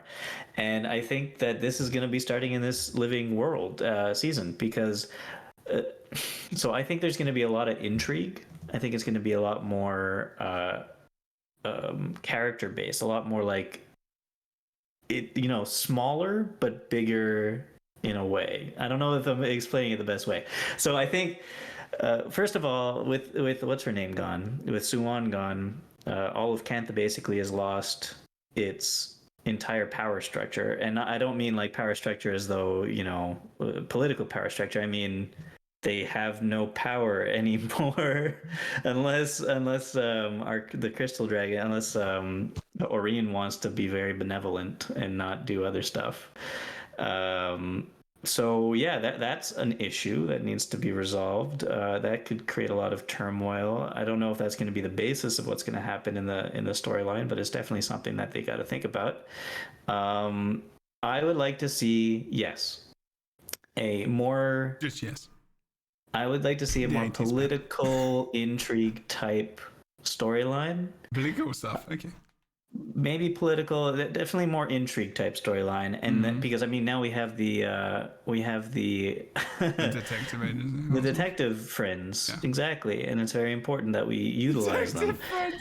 Love it. That's what I'm calling them now. Detective Friendship Club. And I would love to see that eventually wrap up Tyria in it. Yeah.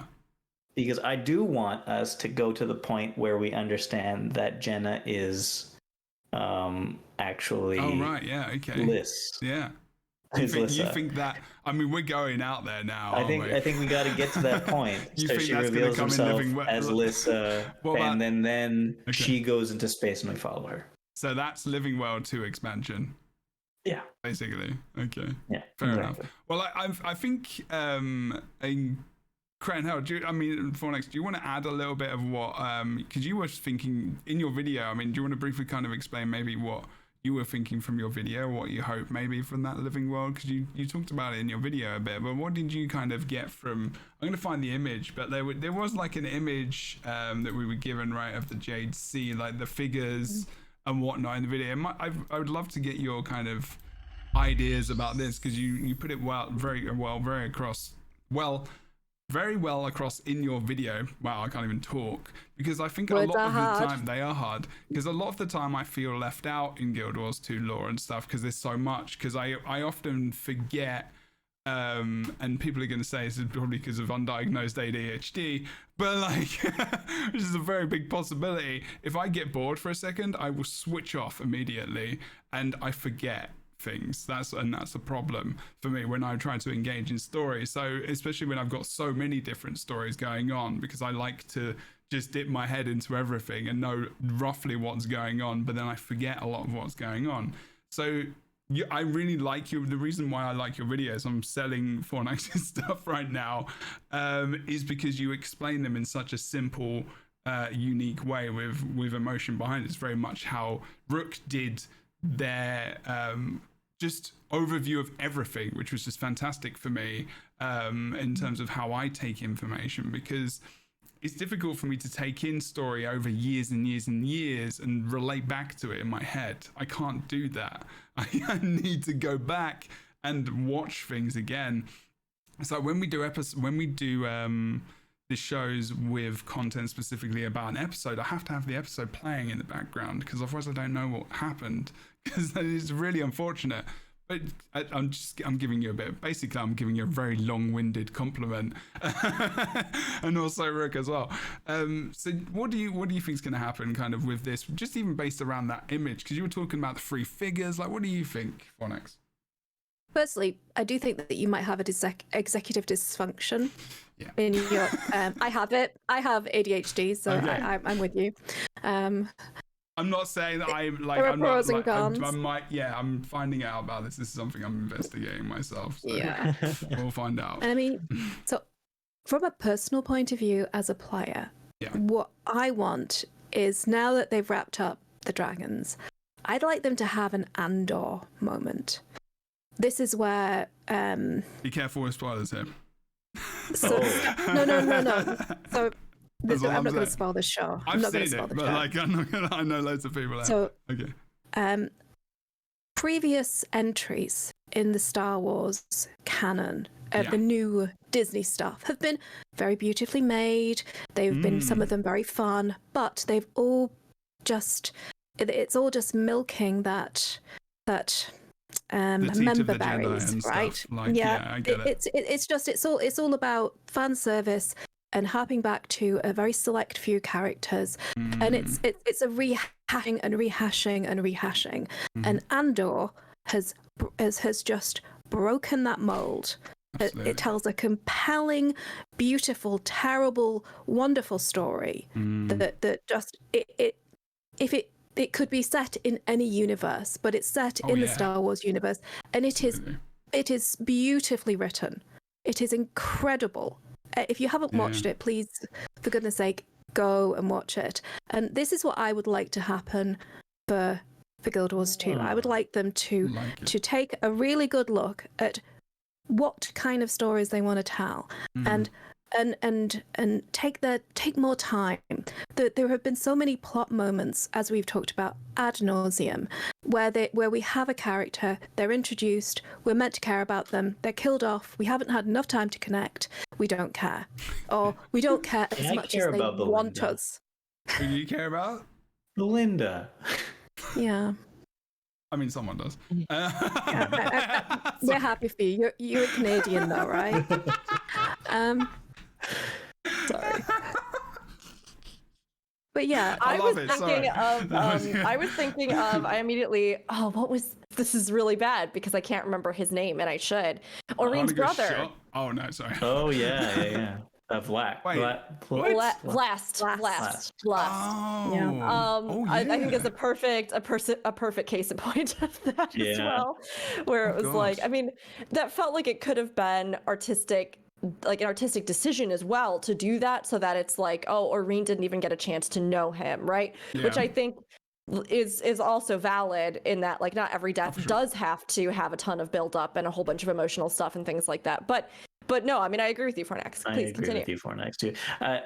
Yeah, I would also like you to please continue, but I would like to say that I glommed on to the first few sentences of what you were saying and heard that you want Guild Wars 2 to follow Star Wars, so I assume you mean go to space as well.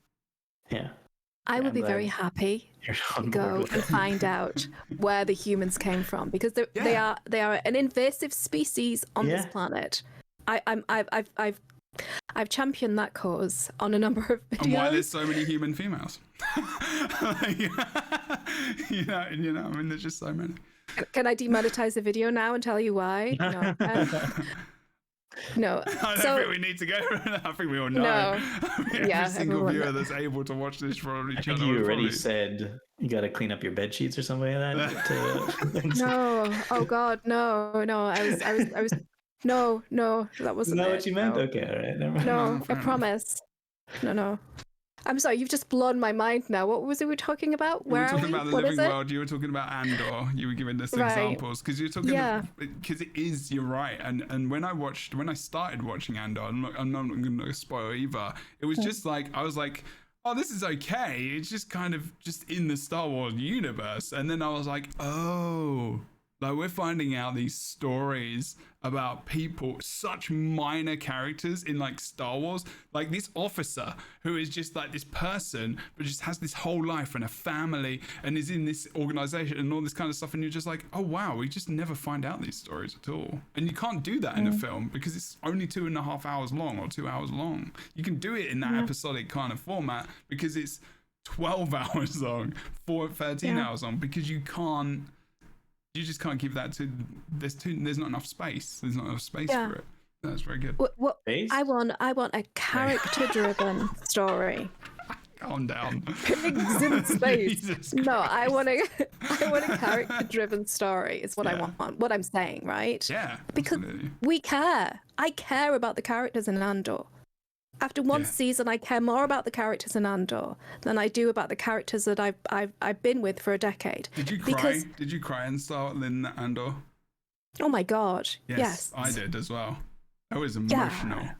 Like, it was a wreck. All of like different for different reasons. Everyone trying not to. It's also so sad because well, I mean, the character. I'm not going to talk about what happens. I'm not going to talk about what happens in the show, but the main character of the show is a character from another movie, right? And that in itself is, It's remarkable that we care so much about him, even though we know his fate, and that is the mark of fantastic writing. And what I want really is for them to let us get to know in an intimate capacity the people that we are with, so that we care about their fate. And so that we can have the story, and we can have these big bombastic events happening. It is an American storyteller here. A lot of the Americans, we like the big, and I'm not against that, right? But we have to care about the characters. You have to take us along the journey, and we have to be invested for these things to matter. That's why, spoiler alert, when Aureen was killed, because we had had all that time with her, and all that commitment and all that effort to protect her and to raise her and to play with her, little like quiet moments with her, as well as big spectacular moments, we cared when she died. My only complaint in that instance is they didn't let her die long enough. They should have drawn that out. They shouldn't have been right back in. They could have drawn that out to the very end of the episode so that we suffered, because we like that, right? That's what we're here for. We're here for the journey and the story. All right. Oh, yeah. Sorry, about gender. I thought you were talking about drawn out death. I was like, no, oh God, no. Yeah, no. Let's not talk to dragons. That is not what I am promoting here. No, I did also hear you say you want to get to know characters intimately, and I agree with you full-heartedly. I wonder, though, if you also mean that you want to have romancing options. Yes, absolutely. Okay. Yes. New mastery tracks. Unlock romances. Okay, that makes sense.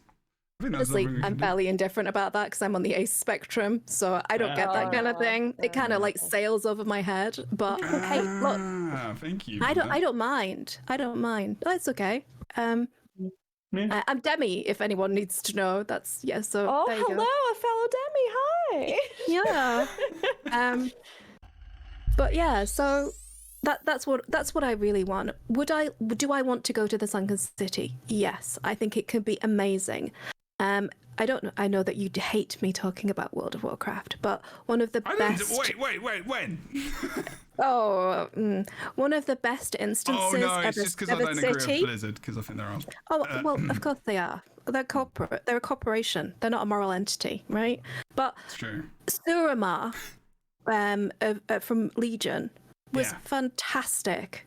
If you go on any of the like fan forums, Suramar and because in Suramar, the city, it was a beautiful sprawling city, and people had lives. They had cycles. You helped the individuals. It was really like very grounded, and you got to know the city, you got to know the places, you got to know the people, and you were committed into the story. And it took you there gradually, step by step, week by week, as you helped and unlocked and unlocked the trust of people, and it evolved the story. And that's what I would like to see going forward.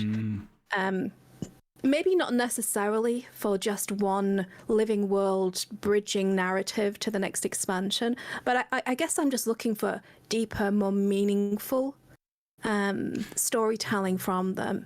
That very much like Final Fantasy 14. And that's kind of what I meant by a smaller story, but a bigger story. Yeah. No, I agree with you that it's more smaller perhaps in scale, and that it has that like intimacy of like interaction. It's not just like there's a huge monster the size of a mountain, like, you know, like, and you're just kind of this huge effort where everybody's trying to attack, but more like intimate, impactful narratives between characters and their interactions and the drama of just, you know, living. Like, we also got to start off with a wedding, don't we?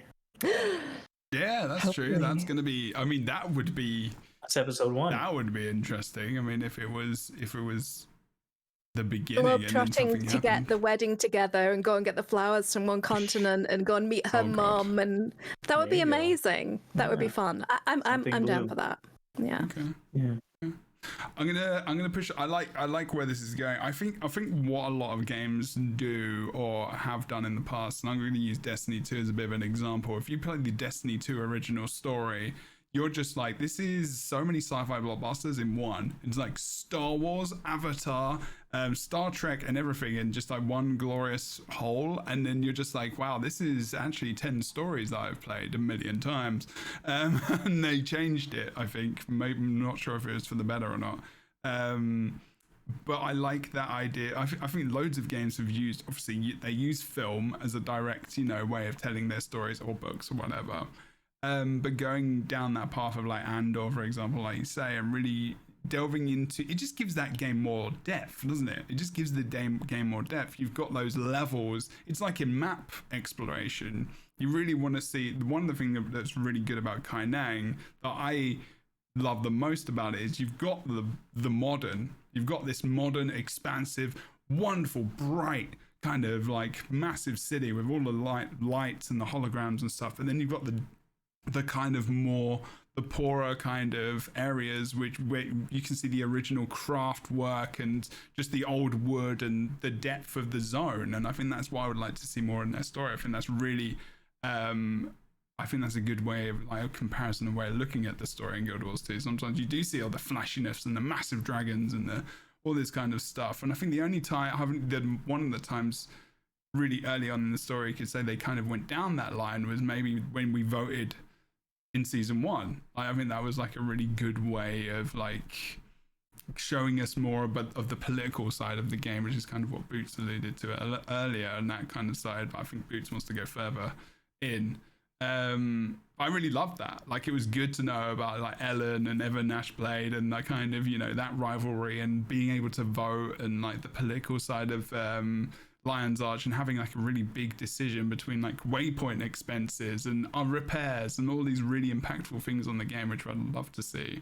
So if they can incorporate that kind of stuff, that would be fantastic.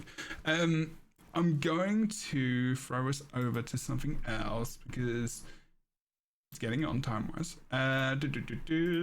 Okay, so strikes. Are we going to see more strikes coming out of like Living World, do you think?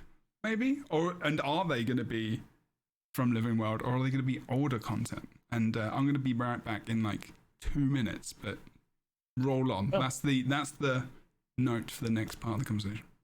So yeah, I think we're gonna get strikes. I mean, hopefully one for each episode of the Living World coming up. I don't know if they're actually going to do that because probably, you do it based on whether or not there's a fight in the storyline that makes sense to turn into a strike. And I don't know if they're planning on making sure that there's a fight in every episode that could be turned into a strike. So we'll see about that. So it'll all be new stuff. It'll be Living World strikes coming up. And I hope to have at least 4 this year is my hope. Yeah, I agree with all of that. I mean, it would make sense for them to be tied to the story. I don't think at this point we will see them coming out with so many of them that it's like every episode we get one new fight and then also some new strike mission of old content to give it a new cool thing. No, I don't think there's any way. Like, maybe in some wild reality, sure. But I think it's far more likely that they're going to use those strikes to, like you were saying, underscore the story, and that we're going to get them in conjunction with the living season releases. And that if we were to see anything that might be like, we put in a strike for something old content, I wouldn't imagine that it would happen until leading up to the impending release of a new expansion, when they may not have like a ton of other content on the table, or we're waiting until we've finished our last patch and we're waiting until the release.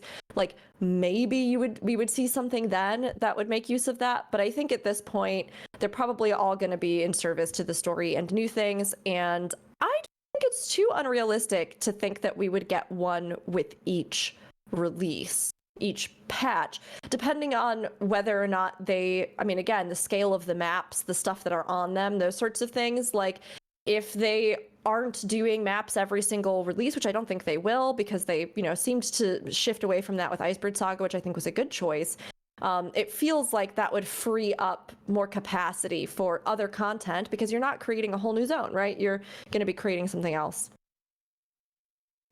I think I agree. I think that they were very loathed. I think why the season 1 didn't come in sooner was because they were very loathed to devote precious resources to previous content. They're always wanting to like push the boat forward, as it were. One strike mission that I would like them to do, if they ever kind of like have a project on their hands, is actually the Karka invasion of Old Lion's Arch. Yeah, that would be nice. We don't even know what that was, though. I saw 2 frames. I think I saw a Karka, and that's it. So that might have all been all there was in the Karka invasion. Might have been just a Karka popping up and going, "Hey guys," and then leaving. A little bit more involved, wasn't it? Just a little bit. There were 2. But there you go. It's actually good for veteran players and new players alike, because nobody got to play it. I did. I got to play. I did. I was lucky enough. But it was things that I would like a new strike, if it's old content that we're hoping for also on top, things that I would like, remake of the Zaitan fight as a strike mission possibly. Agreed. And then that's about it. Maybe eventually a fractal of the Abaddon fractal that they were thinking of making at some point. Yeah. Because you got either the Abaddon fractal or the Thomanova reactor when you had the vote between Ellen Keel and Evan. Yeah. So maybe you actually get whatever story. Because I've always said I think that fractals come out when they have a story they want to tell outside of the main storyline, but also outside of time of the main storyline. And so that it sounds like they had a story they wanted to tell about Abaddon that they're still sitting on. So they can still release. And the thing is that at that time as well, if they were going to have that, they must have been developed in some degree. It must have been, because it takes a long time to develop that content, doesn't it? Mm-hmm. Like, it must have. Like, they must have had some. It was going to come out, wasn't it? It was like you were going to vote, and then it happened. I don't think it happened right away, though. Oh, maybe it was like 6 months down the line that we got the. Maybe you're right. Actually, you might be right. I would love for them to capstone the personal story with a Zaitan strike. I think that would be beautiful. And we know that they made an additional map for Zaitan because we've seen it. We've seen it in in one of the, I think it was one of the like decade celebrations or anniversary things, and you see Zaitan on the ground, mouth open. You go into the dragon, I think was the idea. So you remember that? Fight his heart or his intestines. Yeah. So that would be amazing because it is one of the weaker fights. And in fairness to them, it's one of their earlier iterations. And I think it lets down the overall tone of the story. So, yeah, I mean, 100%, that would be lovely. Unfortunately, it's one of those things that I said should have come out before the Steam release. And now that it's done, there's less impetus to do it in the first anyway. Yeah. So maybe it's tough because I would like to see those things get some love. And I'd like to see strikes really have more of a continuity throughout the whole game. Although we do have the one that comes now with Living Season 1. But all of that to say, I also think at this point, Living Season 1 was re-implemented fantastically. And that to me was the biggest glaring issue. Of course, there are still a lot of things that we've talked about extensively that we'd all love, and I would love to see them address in the older game. But at this point, I think that if they just move forward, exactly, so be it. And honestly, I am it's tough because on one hand, yes, I want all the other stuff to get some love and content and all that kind of stuff too, but understanding the scale and scope, at least thus far, that we've seen with what the studio is able to do and what they're able to release, I think at this point, just moving forward, creating new things, new challenges, new fights, and really expanding the world out that way, especially like we've been talking about now that they're out of the confines of the original Dragon arc and the legacy of Guild Wars 1, as it were, which of course is still a foundation in this world. But I mean, we have done the big victory lap of all the Guild Wars 1 places, and now it's time to really forge ahead. So I feel like for me, I am really okay with them just doing new stuff moving forward. As much as it would be great to see some of that other stuff touched up, I think in literally every MMO, there's going to, like, old fights are not going to be that exciting. Yeah, they're going to be boring. They're going to be simple. They're not going to be great. But not every other MMO had an entire gaping hole in their narrative that people couldn't play. True. So I think that was the biggest thing to address. And I'm looking forward to all the stuff, all the new strikes that come, because I think there's some great material. Would count as new stuff too. It was true because it wasn't in the game at all. So there you go. Yeah, true. I think that it's very exciting. This time is very exciting because they're now unshackled from the nostalgia. They've ticked all the boxes. No more. I'm happy for them to leave fan service. Yes, please. To the content they've already made. Okay. There's one shackle I'd still like to attach to them, and that is the Wizard Tower. We should definitely go there. Like, we should definitely go there. That's content that they've never broached. That's always been a Guild Wars mystery. So I'm happy for them to address stuff like that. It's not like Final Fantasy XIV is moving completely away from the lore. The zone that they're exploring right now has been in there and has been in the lore for decades, but they've still got the scope to do whatever they want with it. And they've got an entire realm of the mist where they can take us anywhere, literally, physically anywhere they want to. And they've got the rest of the globe, assuming that this isn't a flat earth. God, please don't make it a flat earth. But they've got an entire globe to explore. They just like roll the map around, as it were, you know? Yeah. We could go anywhere. It's good. Okay. Right behind you. I'm definitely. I think you're right. You know, in this time of the year as well, it just gives you. There is a lot of hope for. I think that's a new year as well, isn't it? For like new things and just new and difference and how we can tread the path differently. I guess if you want to say it more in a really cheesy way.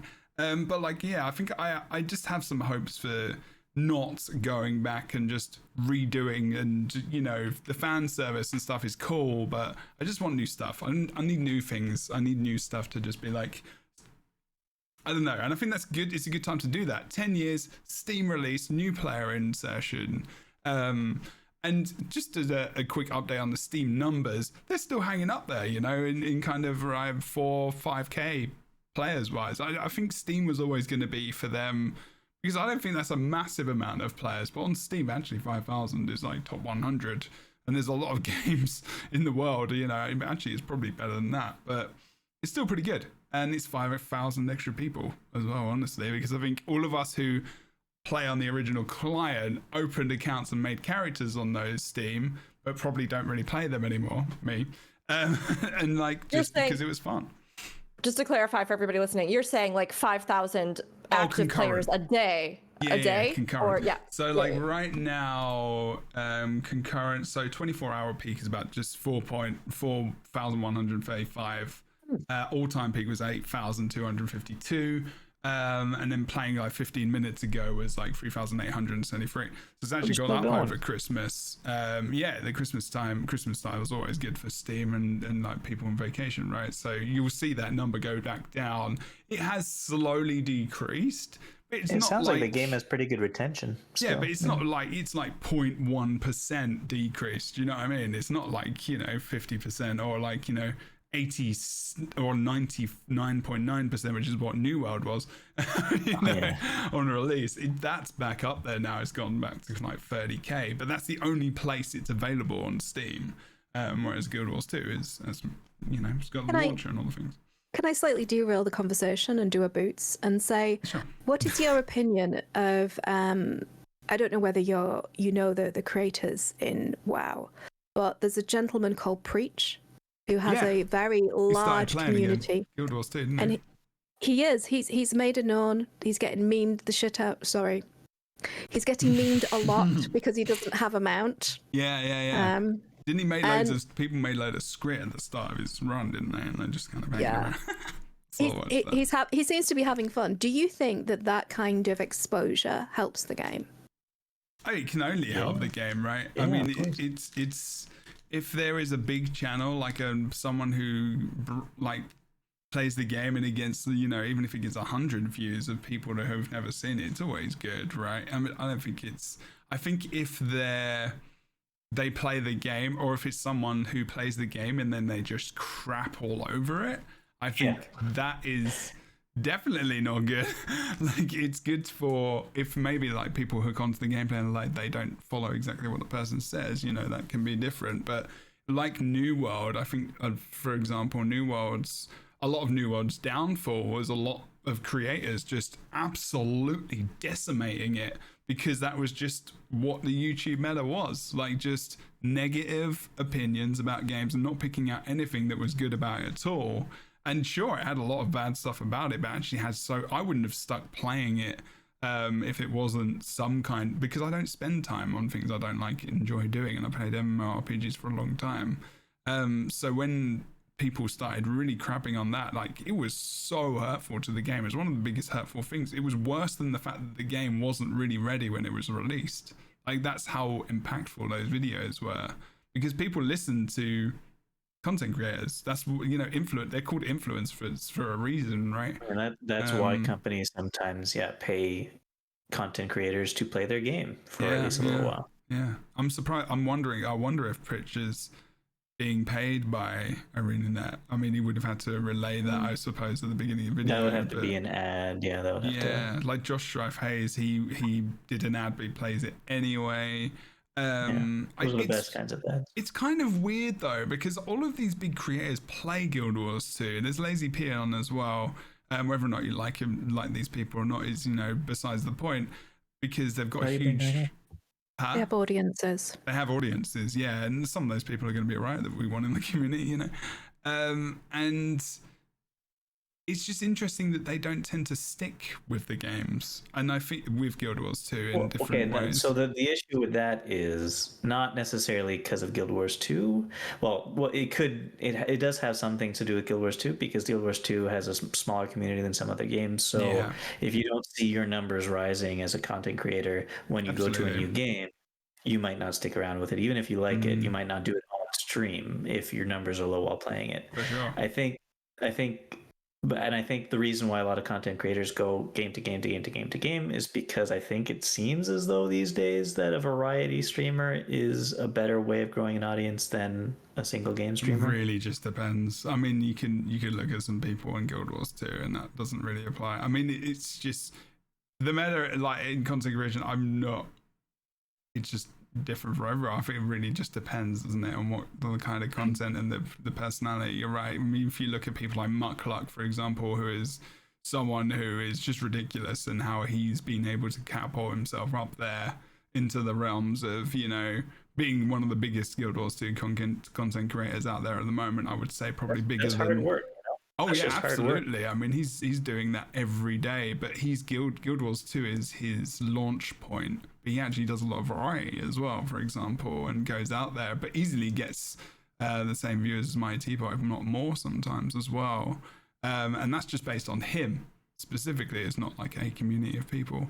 So I would say it's platform as well, because for example, YouTube punishes variety because it likes to have everyone in its lane.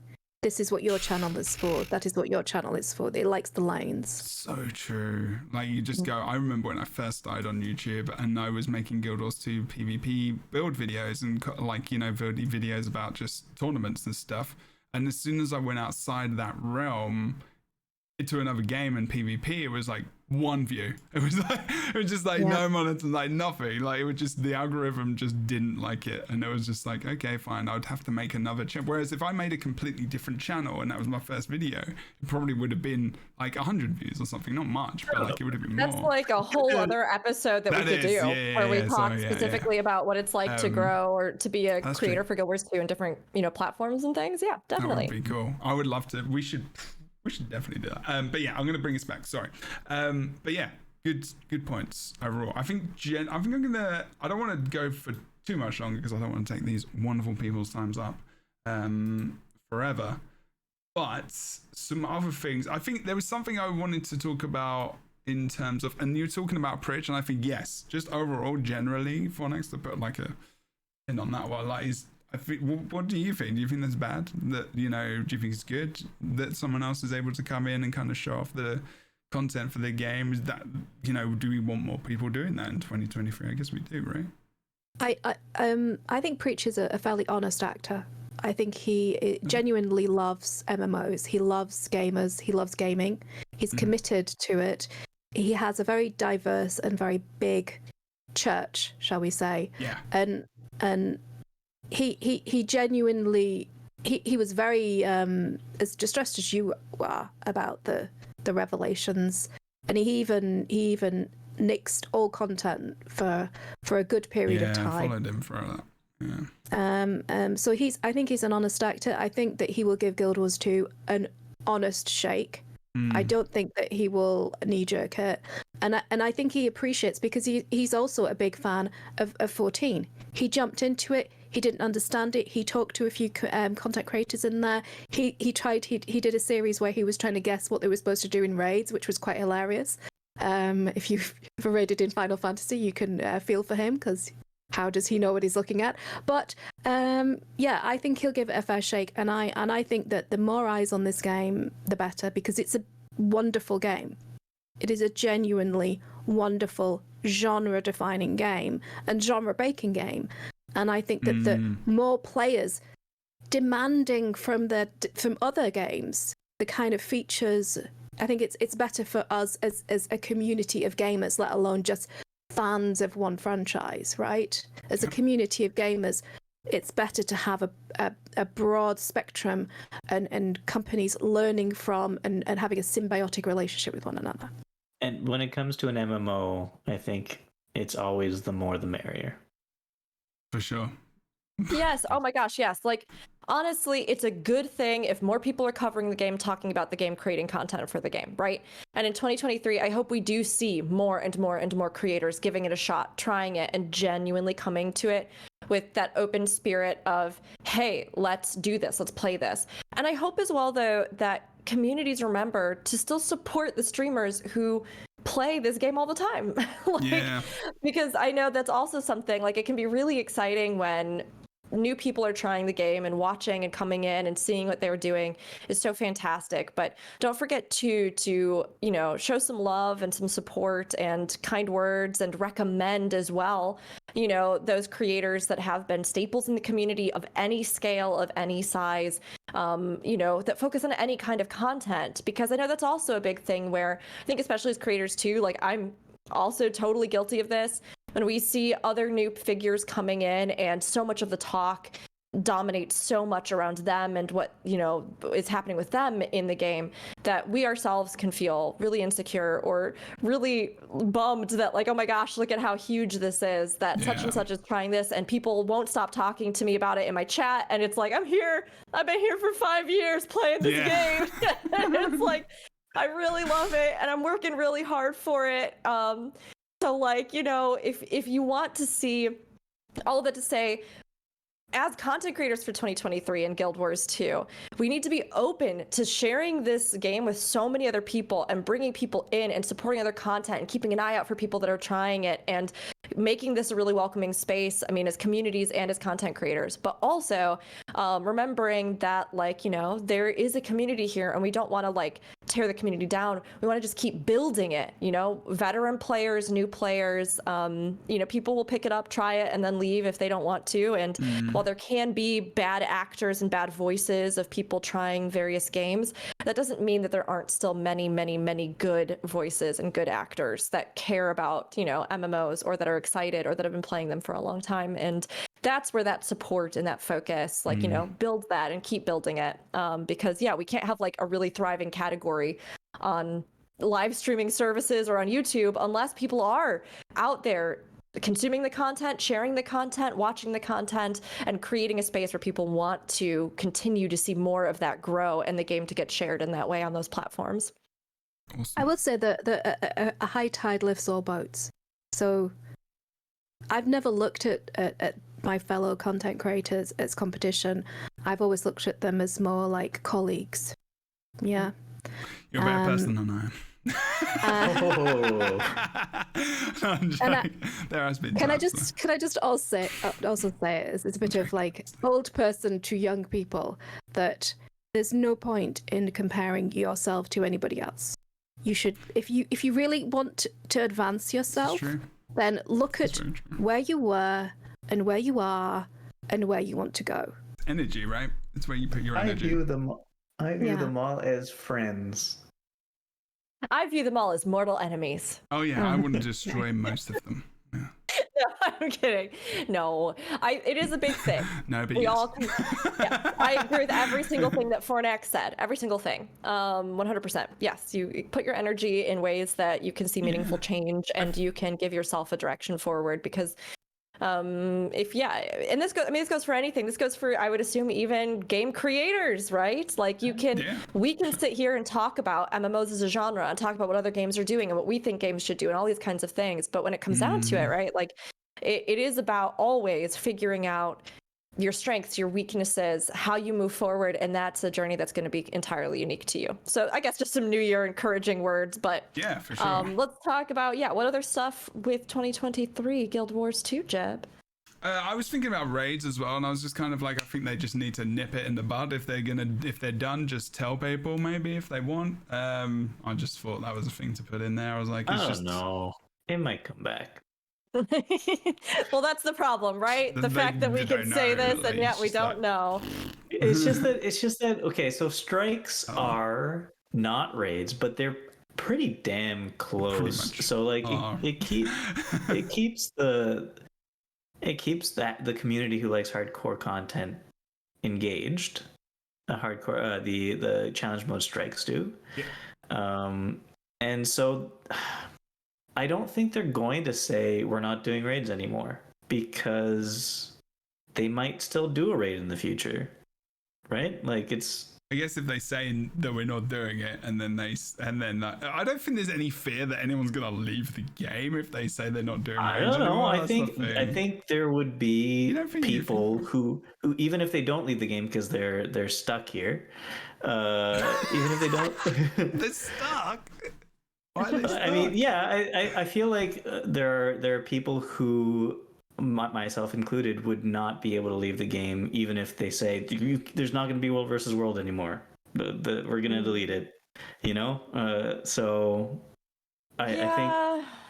Yeah, but that's not the point I was trying to make. The point I was trying to make was, I don't think they're going to say that they're going to not do any raids anymore, because there is the possibility that they're going to make them in the future. And yet I do think there would be people who at least would say they're uninstalling because they're not making raids anymore. And that's not a fun thing to have people write about Guild Wars 2 on the internet, no matter what. Exactly, that's true.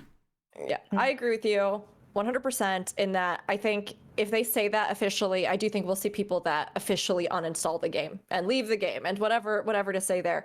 But at the same time, I also think I have a different opinion in that I think it's really unhealthy to keep everybody in this limbo because I think it just fosters a lot of low-level frustration.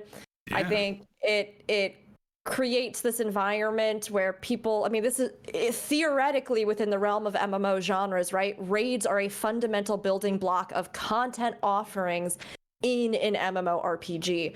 So if you are not going to have that, and or it's a type of content you've already had established in your game, I do think that you need to try to spin that the best way you can. I think you need to be like, hey, well, we are getting rid of these, but hey, you know, also we have these strikes and we're going to be releasing them at, you know, with this cadence, and we have these challenge modes and we're going to try and do a set of them or something like that. This is what the content will be in this genre. And I know that it's going to cause some dissent, but I think we're already at the point where so many people are so genuinely unhappy that there's no discernible game plan for them. And while strikes are great and we've seen them really start to come into their own, right? You can't say that raids are a selling point of this game. Like, I have people ask me, what kind of end game is there? They won't say that it's a selling point of this game because they're like, when they're marketing new things, they're not going to say, if they're not going to put raids into the new things, they're not going to say, hey, we have raids. No, of course not. It's not a selling point of the game at that point.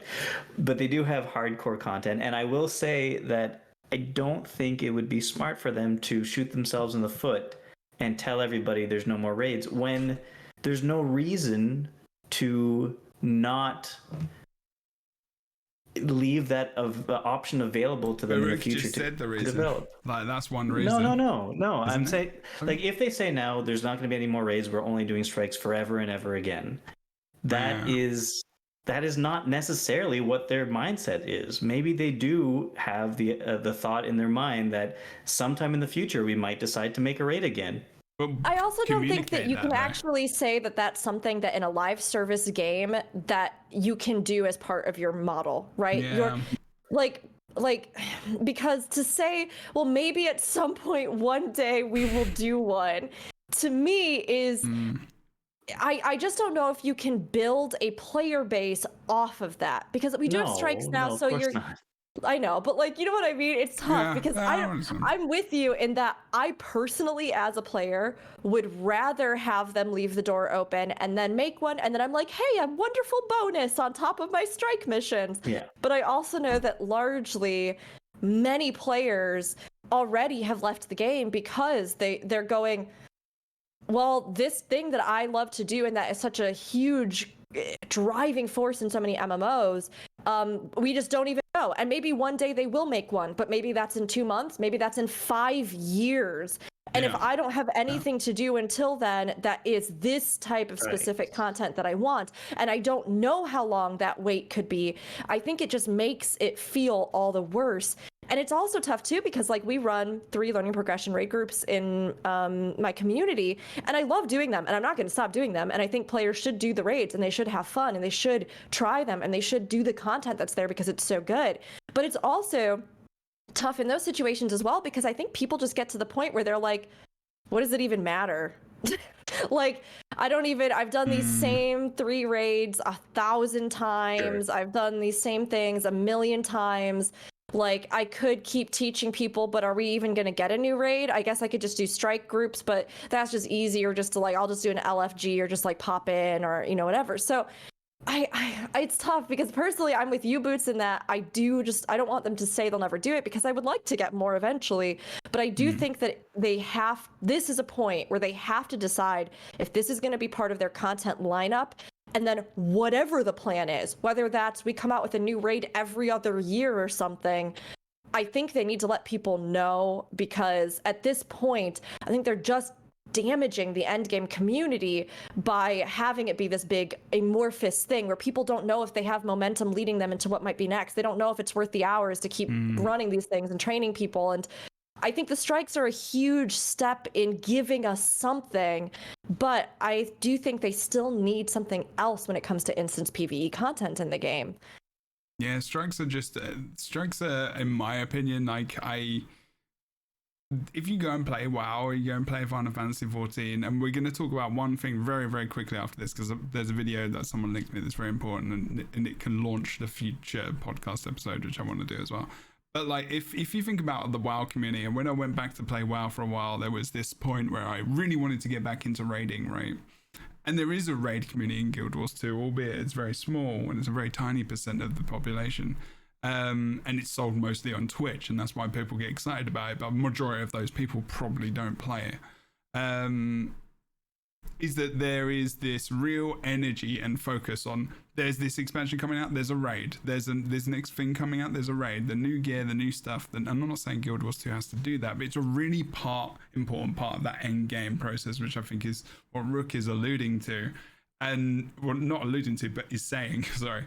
And that it's just so important, especially in MMORPGs. And strikes, I agree, like absolutely, that makes so much sense. I didn't really think about it that, like you said, but when you said it, it's so true. They really don't hit the mark for a lot of people. Like they did it, unless they were more consistent with them, unless they were coming out like every couple of months, like 2 months, every 2 months or so, like bang, new one, CM mode, new one, then there's a CO mode for something else. So there was that consistency, so you could see people going for like world first in this, all that kind of stuff. But you're talking about, I mean, you commentate the world firsts for WoW, you know the excitement and energy that comes into the community around that kind of thing.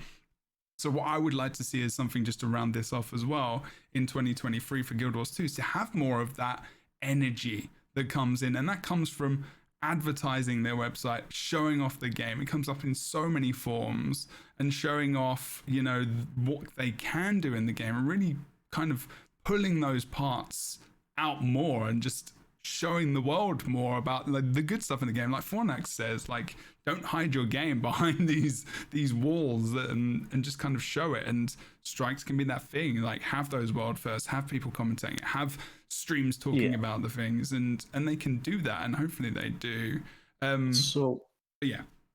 So okay, strikes and raids. For the longest time, strikes were a lot easier than raids. The hard CM mode, some of the strike missions now are comparable to the raid difficulty though. And the difference between raids and strikes is mostly that strikes are very bite-sized, and raids have the storyline attached to them. They're long, they're fun in that way, because it's like a very long, hard dungeon. Yeah. And yes, there is a community in the game that loves raids, because it is that thing that's something that strikes would never fill, because they are so bite-sized. So yeah, I think my opinion is just they should design more raids. And because I think they should design more raids, and because they should design more raids, they shouldn't announce that they're going to stop making raids. And I don't know when the next raid's going to come, but hopefully it's not in too long. That's my whole opinion. I think we definitely agree with you. Yeah. No danger I think that if they ever want to be up there with the big boys and girls, they want to compete with World of Warcraft, they want to compete with Final Fantasy, they have to give raid. They have to make raids. It doesn't matter that it's not part of their company ethos to do these things. There is an actual reality in the MMO community that this is an expectation of your customer base. This is not. You can have all the flowery ideas and wonderful innovations that you want, but here's the bottom line. If you do not create raid content that is compelling, that has scaling variable difficulty, so that all the community can enjoy it, and the hardcore raiders can go, testicles out on Twitch, then that's not a swear word. Does testicles count as a swear word, Jebro? I think we're pushing some boundaries that's not here. what I'm laughing. I'm just like, I just have this image, like, for all of a sudden. So I'm just like, thank you for that. Hair on fire on Twitch, so that people can get behind it. What does that even feel like? So that you tell me. I mean, I have some on the shelf, testicles in a jar, but I've never owned any myself. I was talking about the hair no on idea fire. what hair on fire is like. Oh dear. Anyway, what were we talking about? No, so I think that they definitely need raids. Let's just draw this back in. Porlax has been a great raids. addition to the podcast.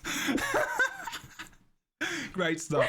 Thank you. I know what you're saying. I think the point really that I hooked into there is that if you're gonna do it this way, and you have to do it this way because otherwise it's not going to appeal to people. I still don't think they're there with that. I think they're implementing those systems, but they still got a way to go with that. Strikes appeal to also a large amount of people that like the bite-sized content, right? Like they like being able to get in, get out, don't have to devote. I mean, if you're doing it properly, it would be less than an hour. But if you're trying to like progress these things, 2, 3, 4 hours of your night for these for raids. So I would love to see stats for how many people. I don't think they should get rid of strikes. I'm not promoting that because I think you can have a diverse. But if you want to be in the big leagues, if you want MMO endgame raiders to come into the game and revitalize it and bring their audience with them, like Method and those endgame raiding guilds, then you have to give them a challenge. You have to give them so they're content creators, so they need regular content, so they need regular installments of raid. They need something that they can rely on. So in June this is coming out, and in April, and they can build their brand around it. And if you want to tap into that, then you have to. It's a supply and demand. It's supply and demand, and if you're not supplying raiding, then you have just you've kneecapped yourself. You've literally disadvantaged yourself. And they make fantastic raids. They do. They really make do. Fantastic raids. And I don't know why they stopped. And we can definitely talk about that in future. I'm going to kind of round off the show now because we've got people who need to go, and I want to respect everyone's time as well. Thank you, Phonax, for that. That's very important. You're passionate about the things you're talking about, and I appreciate it. There is this CES, which is, I don't know, I can't remember what CES stands for, CES 2023, but like there's this, someone basically started talking about it in chat, and Really Geek just linked it to me, and it's actually a really, really important thing, and I think it's a good thing to end on, because realistically, we've got Living World, and then we've got an expansion coming up, right? And if we think about Guild Wars 2 and ArenaNet, one of the things that they've been doing recently is really coordinating events with big parts, with big things that are happening in the game, i.e. 10th anniversary of Guild Wars 2, Steam, Living World seasons and whatever we're going into right now, but also expansion, and what's that going to be paired with? And for some reason in my head, and I've still got it, and I think maybe we all have, and I want to stop on this image specifically, which is very interesting to me, thinking about controller access and also console and where MMORPGs are going. If we think about where MMORPGs already are for some games, we can always think about, good lord, there's so many on console right now, and all of just kind of went out of my head, but ESO and Final Fantasy XIV, you think about World of Warcraft and their new accessibility options with controller, and how the setup can change as well in the options, which I've done some research on as well. And for anybody who, like me, did not know what this means, CES is Consumer Electronics Show. Thank you. That's it. Exactly. So Dell were there, Alienware, like showing off like their controllers and stuff, and how they can be adapted into different games and programs and whatnot. It really does make me think about, and this is not necessarily talking about console, but it does think about access for people who just play on controller and go from like console to PC. And like getting those people into these games. Yeah, they got the Twilight and everything. But the controller very much looks like a PS4 controller, like PS5 controller, whatever. And how, just thinking about how we could see that as being something that happens in the future. And, just even thinking about that and the idea and the excitement behind like, Guild Wars 2, Guild Wars 3 or whatever, and like expansion, and that being kind of packed in with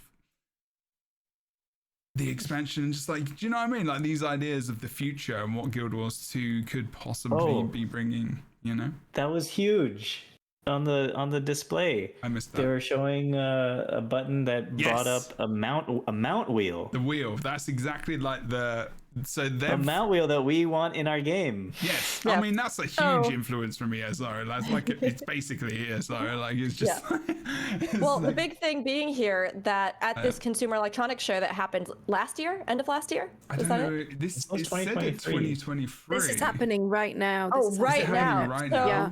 Like Jebro was 3 saying, days ago. Okay.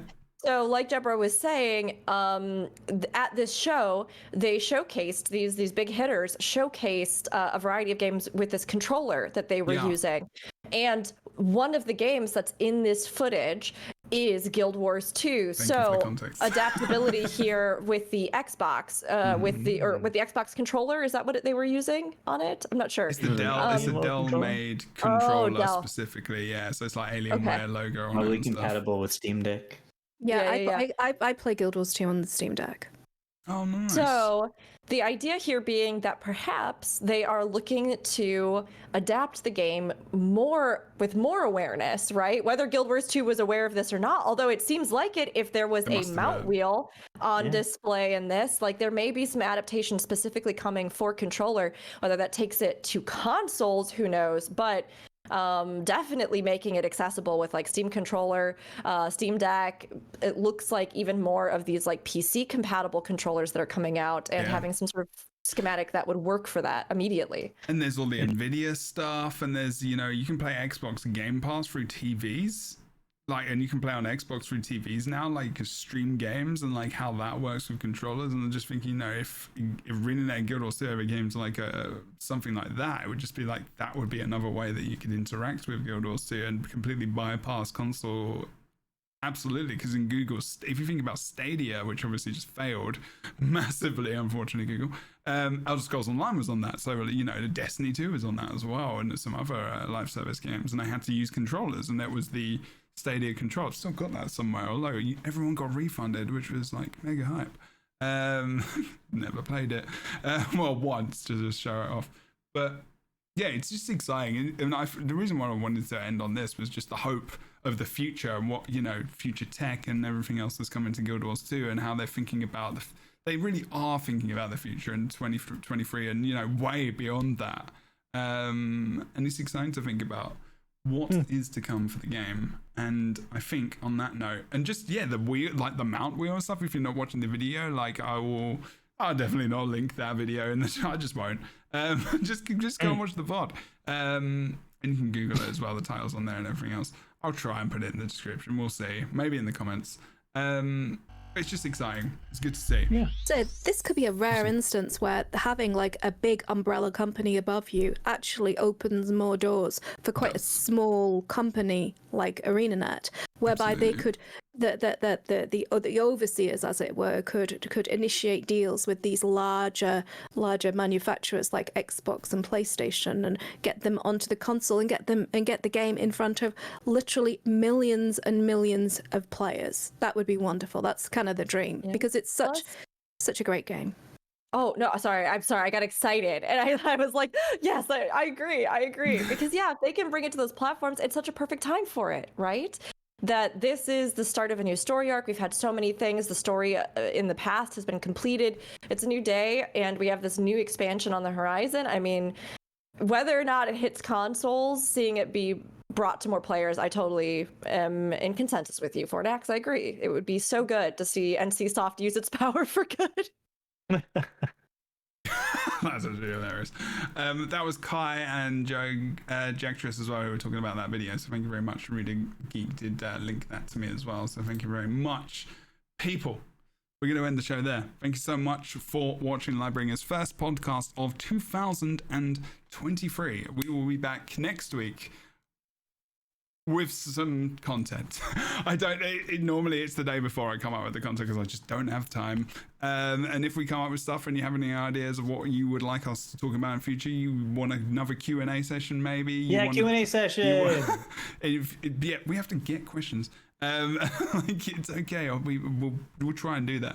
or a live session when that Can we occurs have a as well. lore video? Can we have a lore one? I like lore. I like lore. Addy, I'd like a bogey, please. Yes. We can do that. Like we can talk about that as well. Like podcasters, put your suggestions in, and we can do that as well. If you want to just talk about a story specifically and our thoughts and feelings about that, or playthroughs, we can do that as well. If you want us to talk about about varying maps, dungeon content, raid, you want to see us all get together and do something like that on stream.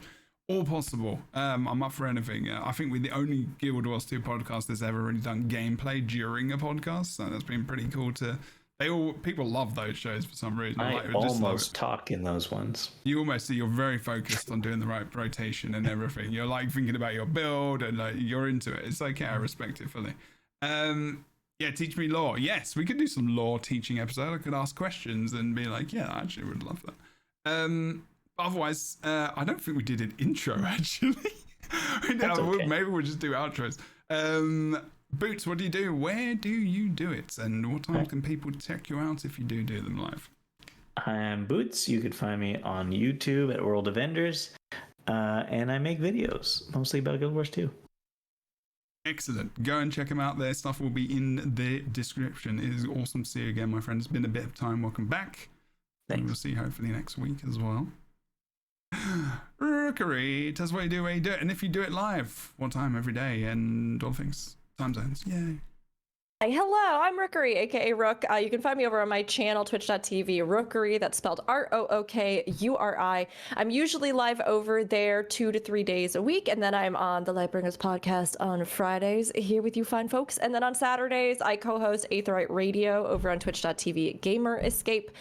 You can also find me, though, on YouTube at Rookery, Twitter at Rookery_, Instagram just at Rookery. That's everywhere that you can find me pretty much right now on the internet. I'm looking forward to this year and creating a bunch of content. And I've started things off this year with a little bit of variety, which has been a lot of fun.